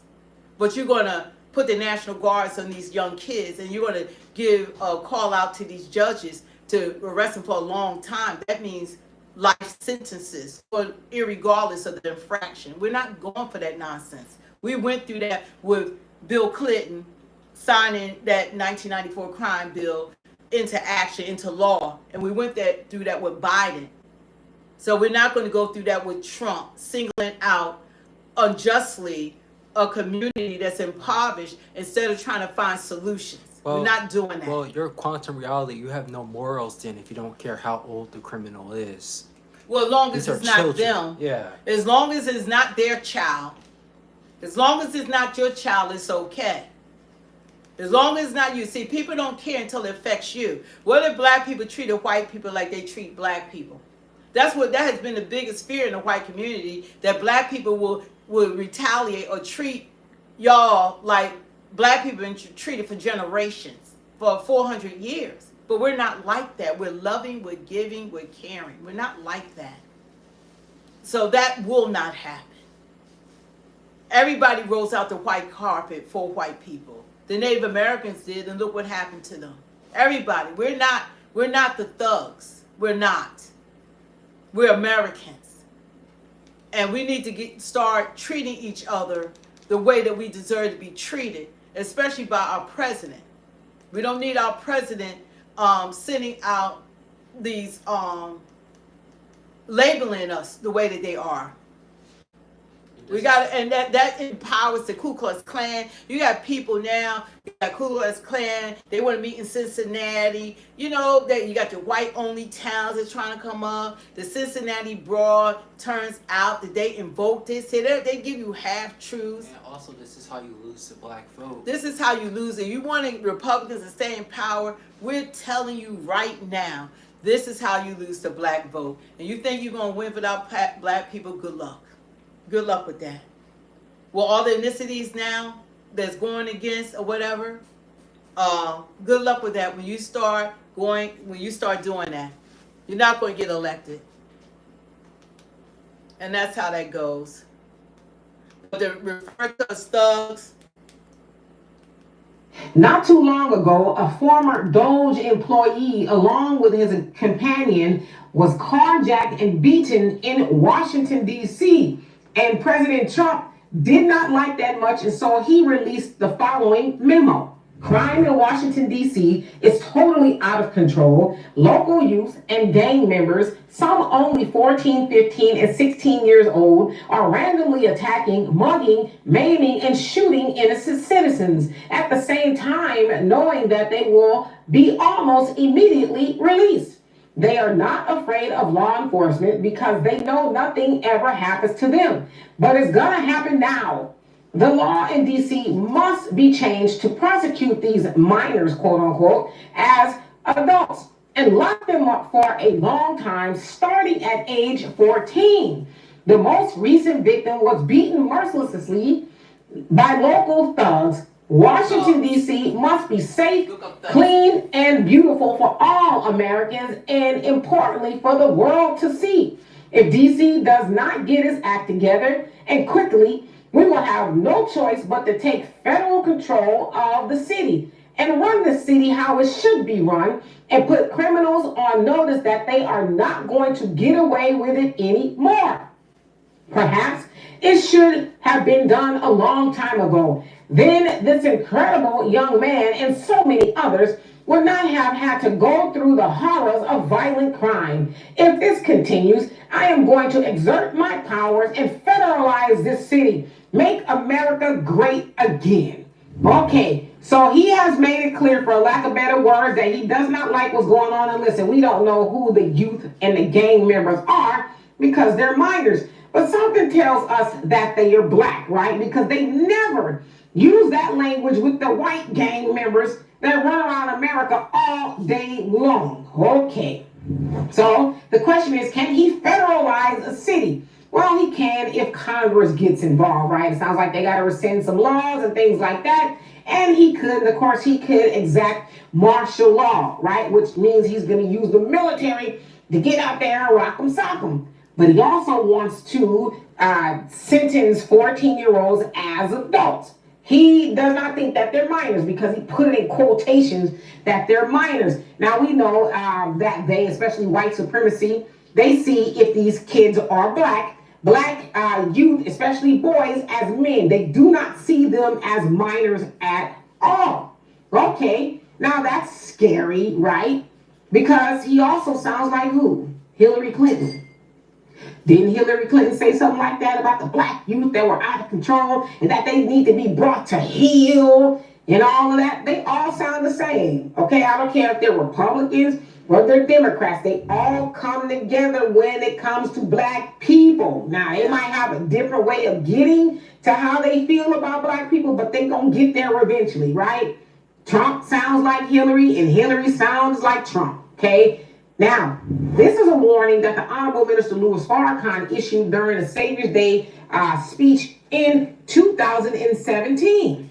You can come, bring your army, but if you slaughter little young brothers, watch what God will do for you, Mr. Trump, and for the country that you said you want to make great again. That's not going to happen, Mr. Trump. America will never be made great again. So he basically let Trump know, you might want to watch yourself because God ain't sleep about us. This ain't coming, from something that we're going to do. God is going to do it. Now, I also want to say this. I'm not saying that the crime does not need to be brought under control, but not just for black people, for everybody. Because you can look anywhere in the media and you have to search hard, I will admit, and you'll see where white gang members are jumping on people. In Simi Valley, California, not too long ago, a gang of white boys jumped on a black boy. He was 18, but he's young, right, still? They jumped on him, and one of the white boys, his daddy is in the police department. And they got a slap on the wrist. They violently beat him up. And the media barely wants to cover that, but I'm letting you know right now. But is Trump gonna go and take control of Simi Valley, California and go out there and rock 'em, sock 'em with law enforcement? He is not, because they do not fit the description of these thugs, right? They never use the word thug when it comes to their own people. But yes, God is not asleep about black people. Again, I'm not excusing the things that go on if they are black, right? Again, something tells me that they are. But yeah, as the Nation of Islam also said, watch the weather. And oh yes, we are watching the weather. And the weather is not too happy what has been going on here in America. So anyway, y'all let me know what you think of that. And for more insightful commentary, please subscribe to this channel and that says a lot. There's so many people with so many viewpoints with this press conference. But I think that with the dignitaries and the people that we have in office now, I believe instead of referring to the young men, we know that they're talking about black youth as thugs. I think that's coming out the gate wrong, and that's a misconception because my children are not thugs. Most black people are not thugs. That's a label that's been transferred to us. Instead of calling black people the N-word, now they refer to thugs and stuff like that, which has a negative viewpoint effect. Is all negative, and it's not true. You do have crime that comes from all communities. That's a fact. It's all communities. But when you bring in the National Guard, Homeland Security, the FBI, you take over federally, and you do all these things. There's other people's up there. You do all these things. that goes along with the stereotype, and they always want to show a black face, and behind bars they look like a criminal and all of that. But when they show other ethnicities, especially white people, they're shown in a better light. It's a high school photo, it's a family photo. Look at even with Trinidad Raga, even with Kilmar Garcia, they showed him like a family man. Like he was shown as a family man with his children and with his wife and birthday parties and things like that. That's how even the MS-13 guy was shown. They painted him like he was an upstanding citizen, and he was human trafficking. He beat up his wife a few times. She had what did she have on? What was it? She had restraining orders on him. So all kinds of stuff was going on. They're protesting right now in Washington, D.C. Showing this. I haven't seen this, so I don't know. And unhinged anti-Trump protesters turn on each other. Clash. Nigga just put the bomb down. Let me see it. So there's a lot to be said, but I think that he should have put together. He got that faith-based group in the White House. Use them, Trump. Use that faith-based group to go out into those communities and speak to the young people. I'm more about resolving problems and preventing problems. Why don't they send that faith-based group, go out to those communities and talk to the youth? Have town meetings with them. Talk to the community. Tell them ask them what's going on. How can we make it better for you guys to get these kids pointed in the right direction? Look how the crime went down here. This will be Okay, well, don't put it on, but let me see the statistics. I'll read it. Put the stream on. Put the stream on. No, see, I wanted to leave that and I would read it. Okay, what I want to show you is like here, like he said, year-to-year DC crime comparison. Violent crime went down 26%. Aggravated assault went down 20%. All crime went down 7%. Robbery went down 28%. Homicides went down 12%. And sexual abuse went down 50%. So they've been on a decline. Crime has not increased in the District of Columbia. It's been on a downward spiral in violent crimes, all crimes, and homicides, and sexual abuse, robberies, aggravated assault. This video will be for the show.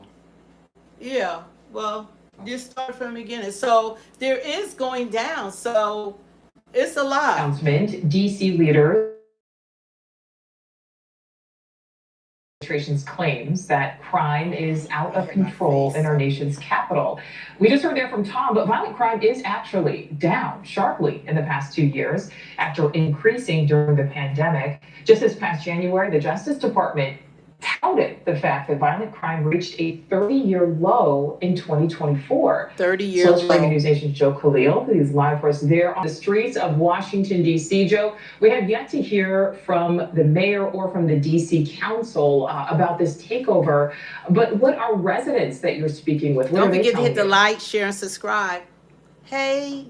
Well, we know that there is going to be some significant pushback to this idea in Washington, D.C. It is no secret. One of the more progressive cities, districts in the entire country. And just as President Trump was speaking at 10 a.m. Eastern time this morning, you had a gathering here of anywhere from 100 to 200 demonstrators, protesters that were really pushing back, saying that they don't want this. They don't think they need federal law enforcement to take over what is in D.C. right now. This is where the protest was. It sort of dissipated, only a handful of people left. And just to give you some perspective, we're just a couple of blocks away from the White House. This actually was Black Lives Matter Plaza, which was home to a lot of protests a couple of years ago. The administration has since paved over that side. But what we heard from people was sort of an echo of what Tom laid out in terms of the numbers there. There is a downward trend, which obviously is a good thing in terms of virtually every major crime statistic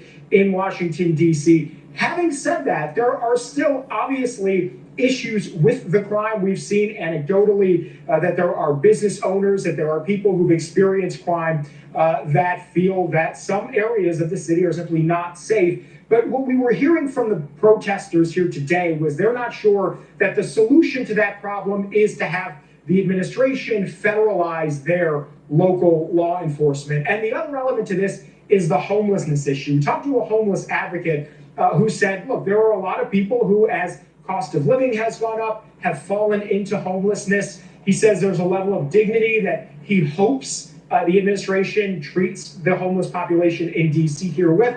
And again, the same concern that they're wondering whether or not this is the real solution to the problem of homelessness here in DC. Yeah. Take a listen to just some of what we heard today. It's down 9%. People that are homeless have fallen certain circumstances that put them in that position. Could just as easily, many people are just 1 or 2 paychecks away from being maybe on the streets. I would say we're called to be a just, merciful people. I see the people, I know the guys out there, I know the women out there. The more you get to know them, you realize that they are us. They are who we are. Don't be afraid of people who you are. Open up, be open to them. You'll be surprised at what you're going to find. You have vets on the streets.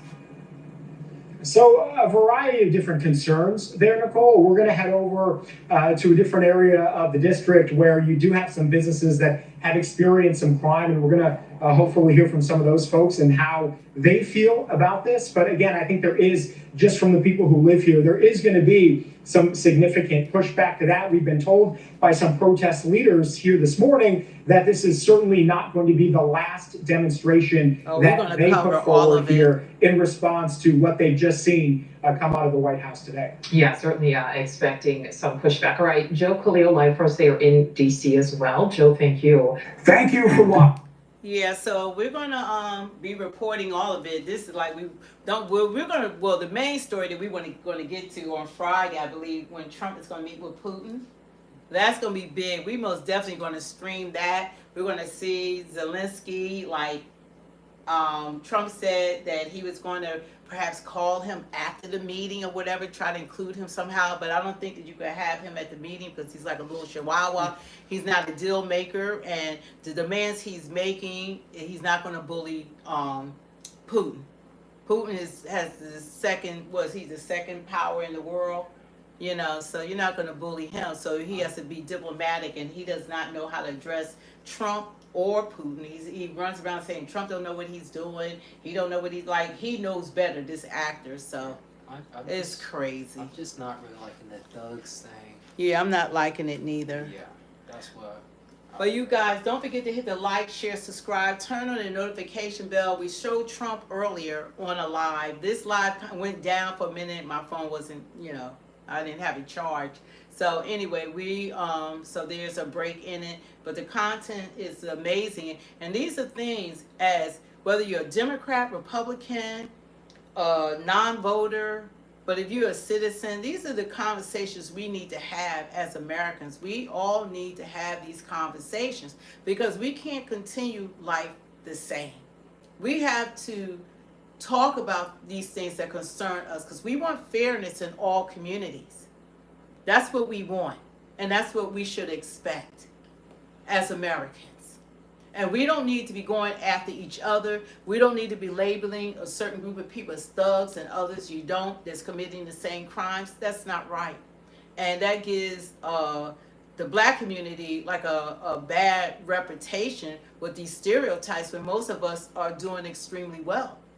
We're not impoverished. We're not living on food stamps and Section 8s. There are impoverished black people and white people and Native Americans and Hispanics. It's across the board.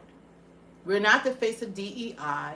DEI did not help black people. It mostly helped white women. Diversity, equity, inclusion, it helped white women. And then Hispanics and Asians and Indigenous and Native Americans and disabled and seniors and vets, then black people. It didn't benefit us. Everybody always make us the face of everything, and we least benefit from it. That got pinned on black people, just like how the word thugs is getting pinned. Yeah, the word, that's a good point. The word thug, just like DEI got pinned on us, they pinned it on us, and now they pinned the word thug when we're not thugs. I don't know any thugs. I know young black men, articulate black men, college educated, going to school, all sorts of careers. I know Young Thug. Oh, that He's already- rapper. You know, so that is so untrue. We are so successful as a community. As a community, we are extremely successful. But every time they show us, they want to show us in, like, we look at all the mayors and governors and state representatives and all the politicians. We're in every facet of life. You know, we're building buildings that we are the ones that, like, we have our own banks, you know, so we have to stop and we have to come together as Americans, and we need the mainstream media to stop labeling us that way. Stop it. Stop it. And we're asking President Trump, don't label us. And you got all these intelligent people, I'm quite sure, prior to calling Homeland Security, prior to on American citizens and National Guards, on Americans, now it's on Americans, on young people, that they could come up with a better solution. Go in there, send some mentors in there, send in that faith-based group that you have in the White House. Let them go out and do the work of the Lord. Let them do, they're not supposed to be inside a building or inside a church. They're supposed to be out in the community. If you're called to Christ, go out into the community. Talk to those people, steer them in the right way, give them directions, take the time to get to know who these people are. See, they don't have a face and they don't know who they are, then that's how they lump them all together. Yeah. For some reason, they treat black people harsher. Just like with crime. They treat Harsher. Black people who go to jail or go in front of a judge harsher than the white Because it's been told to do that. It's Yeah. another form of enslavement. We have been only enslaved people. It's another form. When you go to jail, it's another form of enslavement. They can pay you slave labor. That's how they take the young black people, whatever, in 30 years off their back, they're working for slave labor. That's another form of slavery. That's a whole nother subject right there. But we have to stop. And I think there's better ways to handling this. If President Trump wants to be the president of all people, then he has to demonstrate that. He can't get into his feelings, get into his emotions, you know, because a white guy had gotten beaten up, that he interfered with a criminal act. He should have dialed 911. Let the police handle police matters. You let them handle police matters. Yeah. What they did was wrong. It's inexcusable. And it shouldn't have happened. But that's why you have law enforcement. Don't take the law into your own hands. Don't insert yourself when you have no Robin. And that was the result of it. But let the law enforcement, let them do their jobs. But that shouldn't have triggered him, you know, to do everything that he's doing, because he didn't show the other cities when he tried to talk about crime. He compared Washington to other countries, the District of Columbia to other countries, not to other American cities, because the crime rate is like 2 times higher in a lot of our other cities. And the crime rate there, if you're going to be honest, we have shown you the statistics, the crime rate is down 26%. All crime is going down. It hasn't gone up. And that would be a reason to say, okay, it's out of hand, we need to send them in, but crime has gone down considerably. But I don't like the way he's going about it. I don't like how him being the president, how he's labeling it. And I think he's wrong in this area. I think he owes the black community an apology. Don't call us thugs, because we're not. Because you set the tone, you set the stage. What you say, his words carry. It doesn't matter if we say something, if you say something, but when you have the president of the United States, his words matter. And he needs to retract it and say it in a better way, like if they were white kids. And you know, so and they're going to go after the black kids. They're not going to go after the white kids. They're going to go after the black kids. And then to take it to that we're going to go after children now. Yeah. Come on, and then talking about lock them up. Yeah. Well, lock them up for a long time means no matter what they do, just like Biden, no matter what the crime is, no matter how mediocre misdemeanor crime is, give them a life sentences. Send a message. So give them life sentences, and those judges will oblige, because this has always been a court of law for black Americans to be over sentenced and unjustly sentenced, and, you know, not given the same sentences as their counterparts. Like, black people get 30 years and some other different ethnicity gets probation. That has to stop. We're going to be fair. We're going to be fair. And he has to be the president for all of us. All of us. And we support Trump. Yeah. We support him. But nobody goes along with 100% of everything anyone does. And I say that on just about every lie. Mm-hmm. Whatever he does, if we're not in agreement with, we will call it out. We're not in agreement with this because as an adult, I think that we can handle it better. Especially since they don't have that crime situation that he claims. They don't. Crime is down. So they can work on this in a more productive way, and there's better ways to solve it before sending in the National Guards and Homeland Security on Americans. On Americans. You see what this idiot's saying? On Americans. No, I can't see that from here. You want me to read it? Do you think we should? I mean, he wrote like a big paragraph. Who cares? Let him super chat. He wants to be heard by us. Yeah, well, you know what? I'll read it. He said, it says Tiger Rebellion. He said, she's offended by the word thug. Yeah, I am. Meanwhile, some of us have to literally experience thuggery everywhere we go. She run away, she had to live among thugs. She could pack it up and move into neighborhoods she's defending and wonder why she doesn't do it. Well, I mean, you don't sound too bright. Why would I inject myself in a low-income, impoverished area, irregardless, any area? I could go into a white impoverished area. You know that there are more white people on SNAP and welfare that are living impoverished. I would have the same problem in that neighborhood as a black neighborhood, impoverished. It's going to be crime in those neighborhoods. But there's a way to pull people up. What I come to realize is that I didn't think that we could help people here in the United States of America. Not until we opened up the borders and took in 14 million plus people, provided luxury apartments, SNAP benefits, $13,000 of SNAP benefits, give them ATM cards, health care, college education, regular education, provide motor scooters, provide everything for them, and we haven't done that for our own people. Well, Mom, I didn't think it could be done. That guy's proving our point, though. When they used the term, and thanks to Trump, the word thug, yeah, they talk about black people. Thug, not yeah, white not people. white people. Like when he said thugs, and that's a black code, people. that's a label. Where was it on your phone? So I just, before we go off, I'm gonna reiterate what code thug is and what that represents. And it's disrespectful and it's not right. Because that's across, you can go to the Hispanic community if they want to label that. You could go to the Asian community, they have them too. Every community, everyone. But we're the face of it, and that's not right. Why do some white people call black people thugs? A racial coding, dog whistle language. Thug is often used as a racially coded term, a way to say black criminals without using overly racist slurs. It became a substitute for words like the N-word after such terms became socially unacceptable. Public figures, media outlets, and even police have used thug disproportionately to describe black people, especially young men involved in protests, altercations, or alleged crimes. Stereotypes and media influence.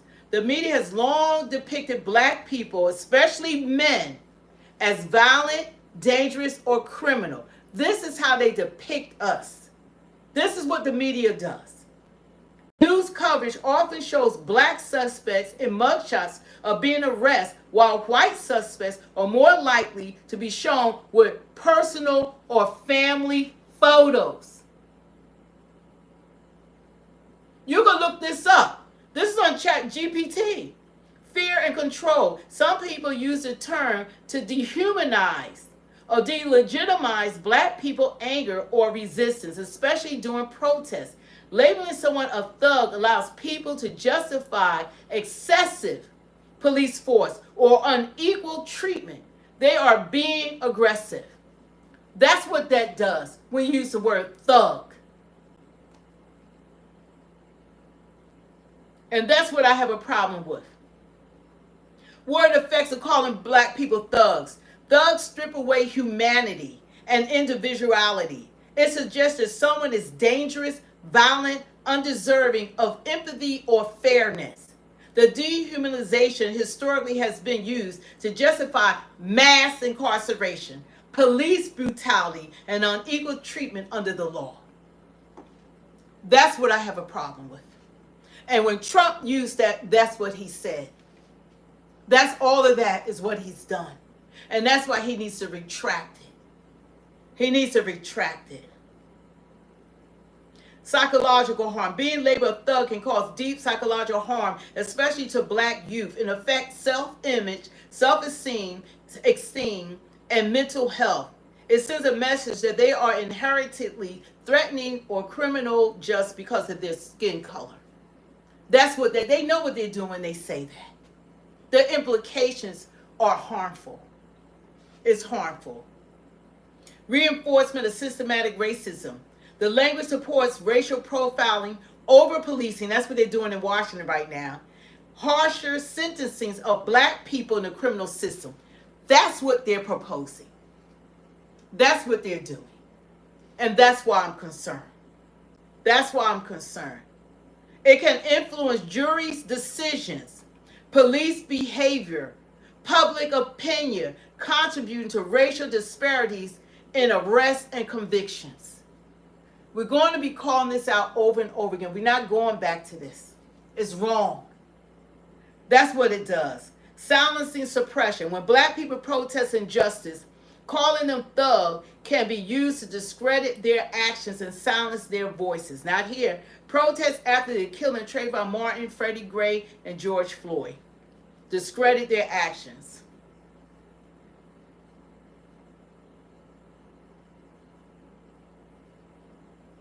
And it just hasn't been Trump. Obama did it too. He wasn't even for black people. Obama did it too. Oh, it's Chevy. Hey, Chevy. What's up, Chevy? What'd he say? He said 46 gave car, trucks, and homes other than hotels. He said what? I guess he's talking about the 46th president. You get? That was Biden. Because Trump was 25, 47. Okay. He gave them cars. He said he what? He said 46 gave car, trucks, and homes other than hotels. Yeah, other than hotels to the homeless. Oh, okay. So have the same sentiment. That's what I was saying for Americans, period. Don't just displace and relocate the homeless Americans and you don't provide all the same benefits that you were able to supply to 14 million plus homeless illegal immigrants. Don't just throw them away and throw them in some shelter that they fear to be in. Give them those luxury apartments that my tax dollars pay for. Do the same for them. In summary, why it happens, rooted in bias, stereotypes, and history of racial control. What does it? Dehumanize black people, reinforces inequality, and causes emotional, systematic harm. Say, that's why he can't be calling black people thugs. Yeah. He can't do it. And like Obama did it too. We went after Obama as well. Obama called black people thugs. And it's funny when black people say something and they black. It's just really. Even President Obama, when he referred to rioters in Baltimore as thugs, received strong criticism from black leaders and scholars because of how loaded the term is. Yeah, it's a loaded comment, and it's not to be taken lightly. And like I said, it causes over-policing in black neighborhoods in D.C., predominantly black neighborhoods like parts in southeast D.C., tend to have a stronger police presence. This means more surveillance stops and arrests. You know, you can't do this. Yeah. Yeah, they're tough on crime policies such as mandatory minimums and zero-tolerance policing disproportionately impact black communities.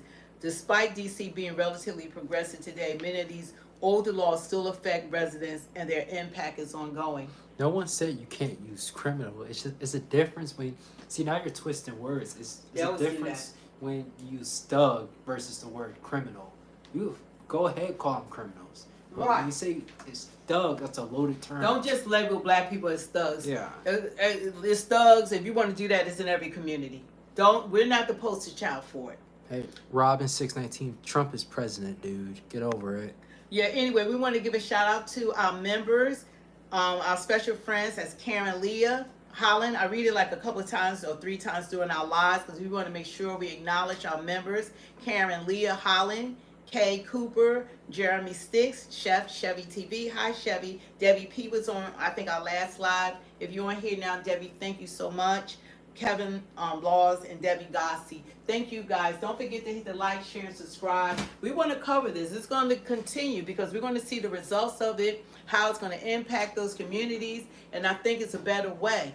There's always a better way. Take that face group that's sitting in Washington and send them into communities. Go talk to these kids. Go talk to the children. Men that's in the communities, mentor those young kids. Mentor them. Get them out the streets. Let them join ROTC. Let them join the military to teach them discipline and how to become men.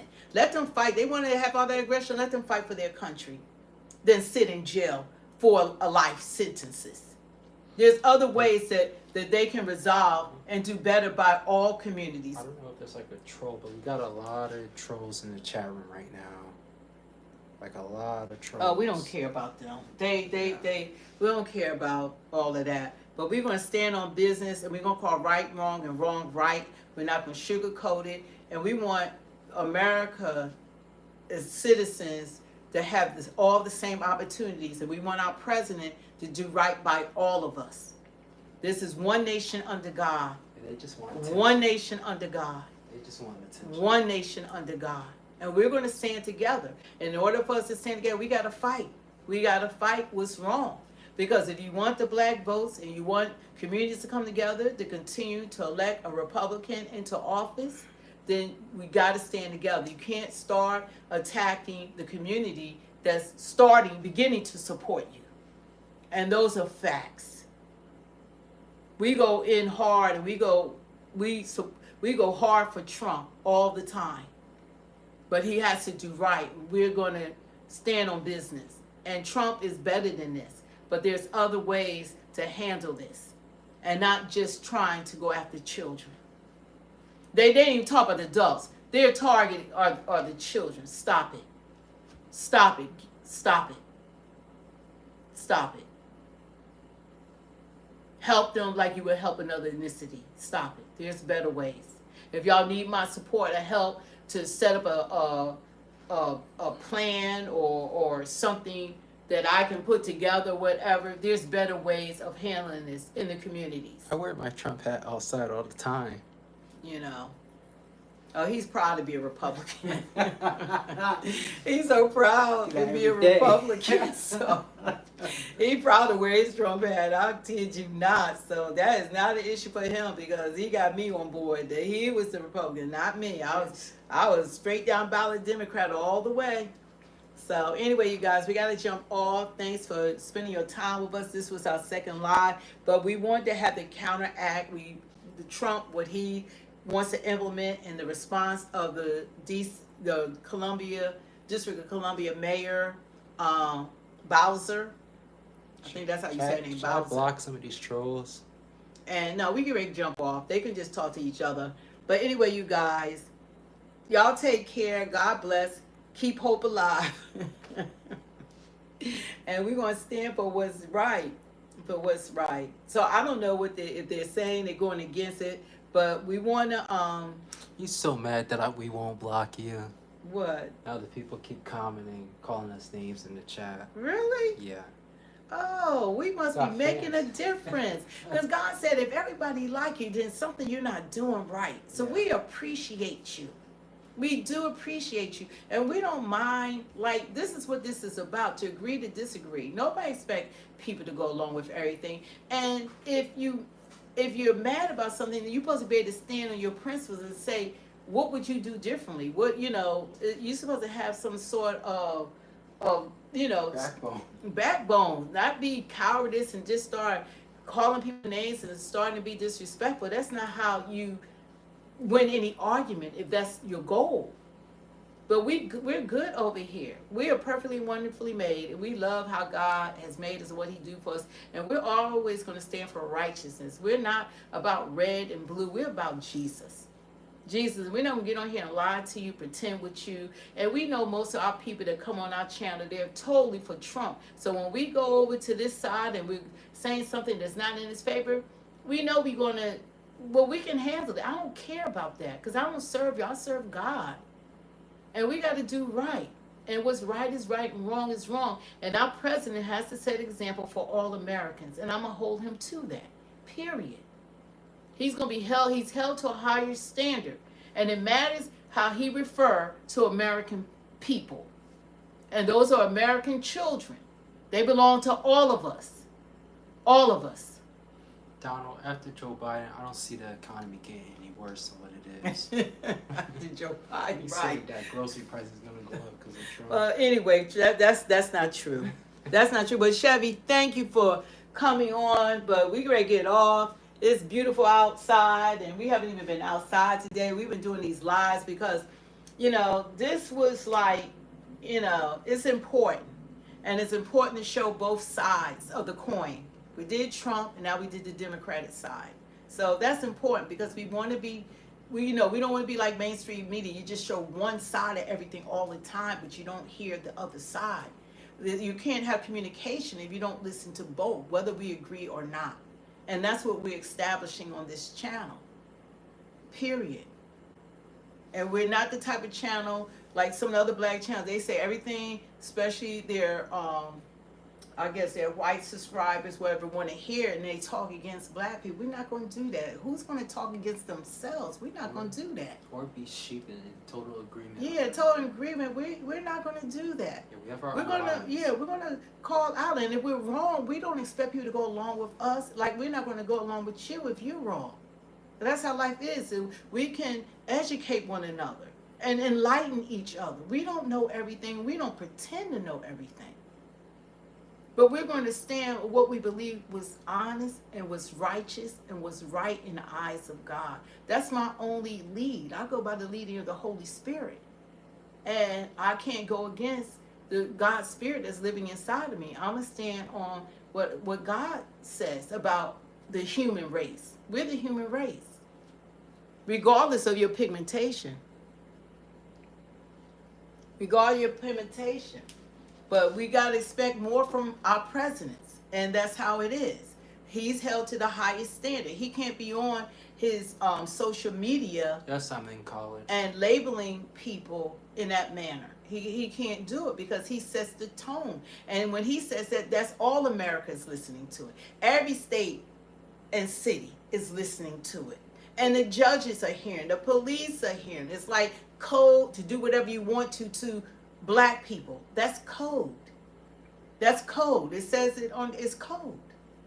So we can't have him making those type of statements because then it goes beyond the District of Columbia. It goes to the other states.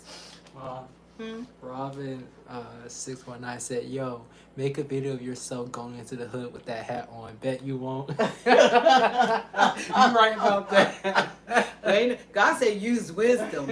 See, that's like when the guy for the Russian one, the black community, told him, "Come on, fight me." And then when they gave him the pause, then they hollering bloody murder. We ain't gonna do that because we smarter than black people. Smart. We ain't dumb. We ain't gonna go up there and like. Yeah, okay. We can't go in some of our own family member houses like that. That ain't gonna happen. That's the truth.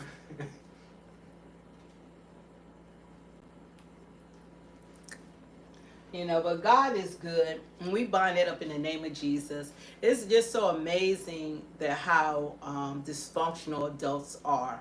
They are so dysfunctional. Even like with the truth, slap them in the face, that they don't want to accept it. It's just so sad. They no God in them, no Christ in them. It is nothing in them. But if that's their children, they have a whole different outlook. Do you walk around calling your child out of their neck thug and all of that? Do you tell the judge to over-sentence your child? Do you want your child to be targeted and mistreated? It's like, don't react. I'm just saying, it's like these people, they don't want to be treated like that. Do you get followed in the store? What do you do that for other people? They wanted a reaction, don't react. So when you look at how downtrodden the mindset of some people are, it shows why we're in the state that we're in. It's like even when things are wrong, people push back. You know, what's wrong is wrong.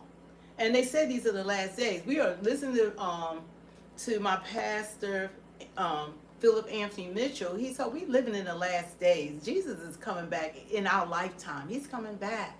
Because people are calling wrong right and right wrong. When you say that men should be in women's sports, that's they lose their minds, or they want to mutilate kids and they want to fight again. And it's like it's crazy. All this stuff is crazy now.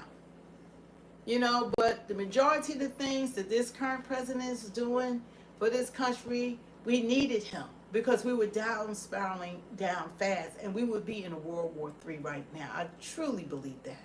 Because the Democrats have no leadership. They still don't have leadership. He needed someone to take the mantle. But that don't mean we go along with everything. That's not going to happen. Tiger, you don't know where I grew up at. You know, so it's okay. They know, they can hear when people are educated and know what they know. Yeah. They know. He's saying you're like acting like an expert on the hood. I am. I'm not an expert on anything. I'm here to learn from you guys too. And no, we're not CNN or Fox News, NBC. We're everyday Americans like the rest of you. But we do look up facts. We do have ground news. We do use different sources other than your mainstream media so that we have a viewpoint that's on both sides, the right and the left. So that we can see, we want to know where the mindset of this country is at, how we're thinking. How can we, this shows us how we can improve relationships. A lot of y'all work with different ethnicities every day on your jobs. My job is Asians, black people, white people, Russian, everyone is there. You got to learn how to communicate with everyone. We're not in a country with one race of people. So you got to know how to communicate with all of us. And we can't do right by one group of people and don't do right by another group of people. That's not going to work. You're not going to make America great again if we all aren't doing well. I'm about to ban Tiger. He's like a parrot. He keeps saying the same thing over and over. Well, you know what? He's hurt. Yeah. Well, if someone's saying the same thing over and over again because they have no substance, they have nothing to say. So that's all that is. But anyway, you guys, we've been on here for a while. Thank you, Chevy. And Ozzy is on here. And I thought Indoor was on here. Yeah, and Mr. Booski. Thank you guys for being on here. Of course, you know Jack's on here. Jack, you need to become a member. I don't know why you don't become a member. Ozzy's on here. Well, he subscribed. Chevy, thank you guys. You know, this is what we're going to cover more of this as this continues, because now Trump just put in executive order, so we're going to see the result of it. Are they targeting only black youths? If they're only targeting black youths, then, you know, then that's really wrong, because you're singling out just certain group of people, and that's wrong. So hopefully our president will be the president for all of us at all times. All of us. All of us. That's what we want. Mr. Booski said, Jack, see you next time. He did. Did you, Mr. Booski? We got to bring them on. You know what? We got Chevy live. Maybe we could bring him on for a live. We got to see your schedule, Chevy, so we can bring you on. But we got to do we found we got to do send you a link prior to us going live to bring you on with us. Because I think when we on, we can't bring them on. We got to do that prior to that. We want to start bringing some of you guys on. Oh, yeah, Jack, see you next time. That is so funny. Thank you to the Mr. Buki. Chef, I'm good on, what he said, I'm good. What does he say? I don't want to be up on the screen. What did Chevy say? I'm good on him talking. I'm good on him taking on YN. What? I think that refers to young, you know what? Okay. Candy said, but it's only the black youth that's out in the street doing these things. That's not, see, that's a stereotype. That's what we're talking about. That's what the news show you, but that's a lie. Just put a whole chart showing that over 4,200,000 white people commit crimes compared to 1,800,000 black people. So there's a disparity in who you see on the news by far. And then black people are arrested more than any other ethnicity. We're arrested because we're singled out. Because we're labeled a thug. I already read to you what it means to be when they look at you as a thug. You're targeted, and that's really such a hindrance in the black community when you're already targeted. Once they get you in the system, it's hard to get out of the system. But when you have mainstream media and politicians and everybody labeling you like that, and the police, everyone's labeling you like that, then you're going to be over sentenced, you're going to be targeted, and there's so much goes along with that. And that's untrue, because we don't even commit the most crimes, but we're arrested more proportionately because we're targeted more proportionately. That's how that makes sense. Okay, you guys, we got to get off. Thank you for joining us. God bless you. Don't forget to hit the like, share, subscribe, and turn on your notifications.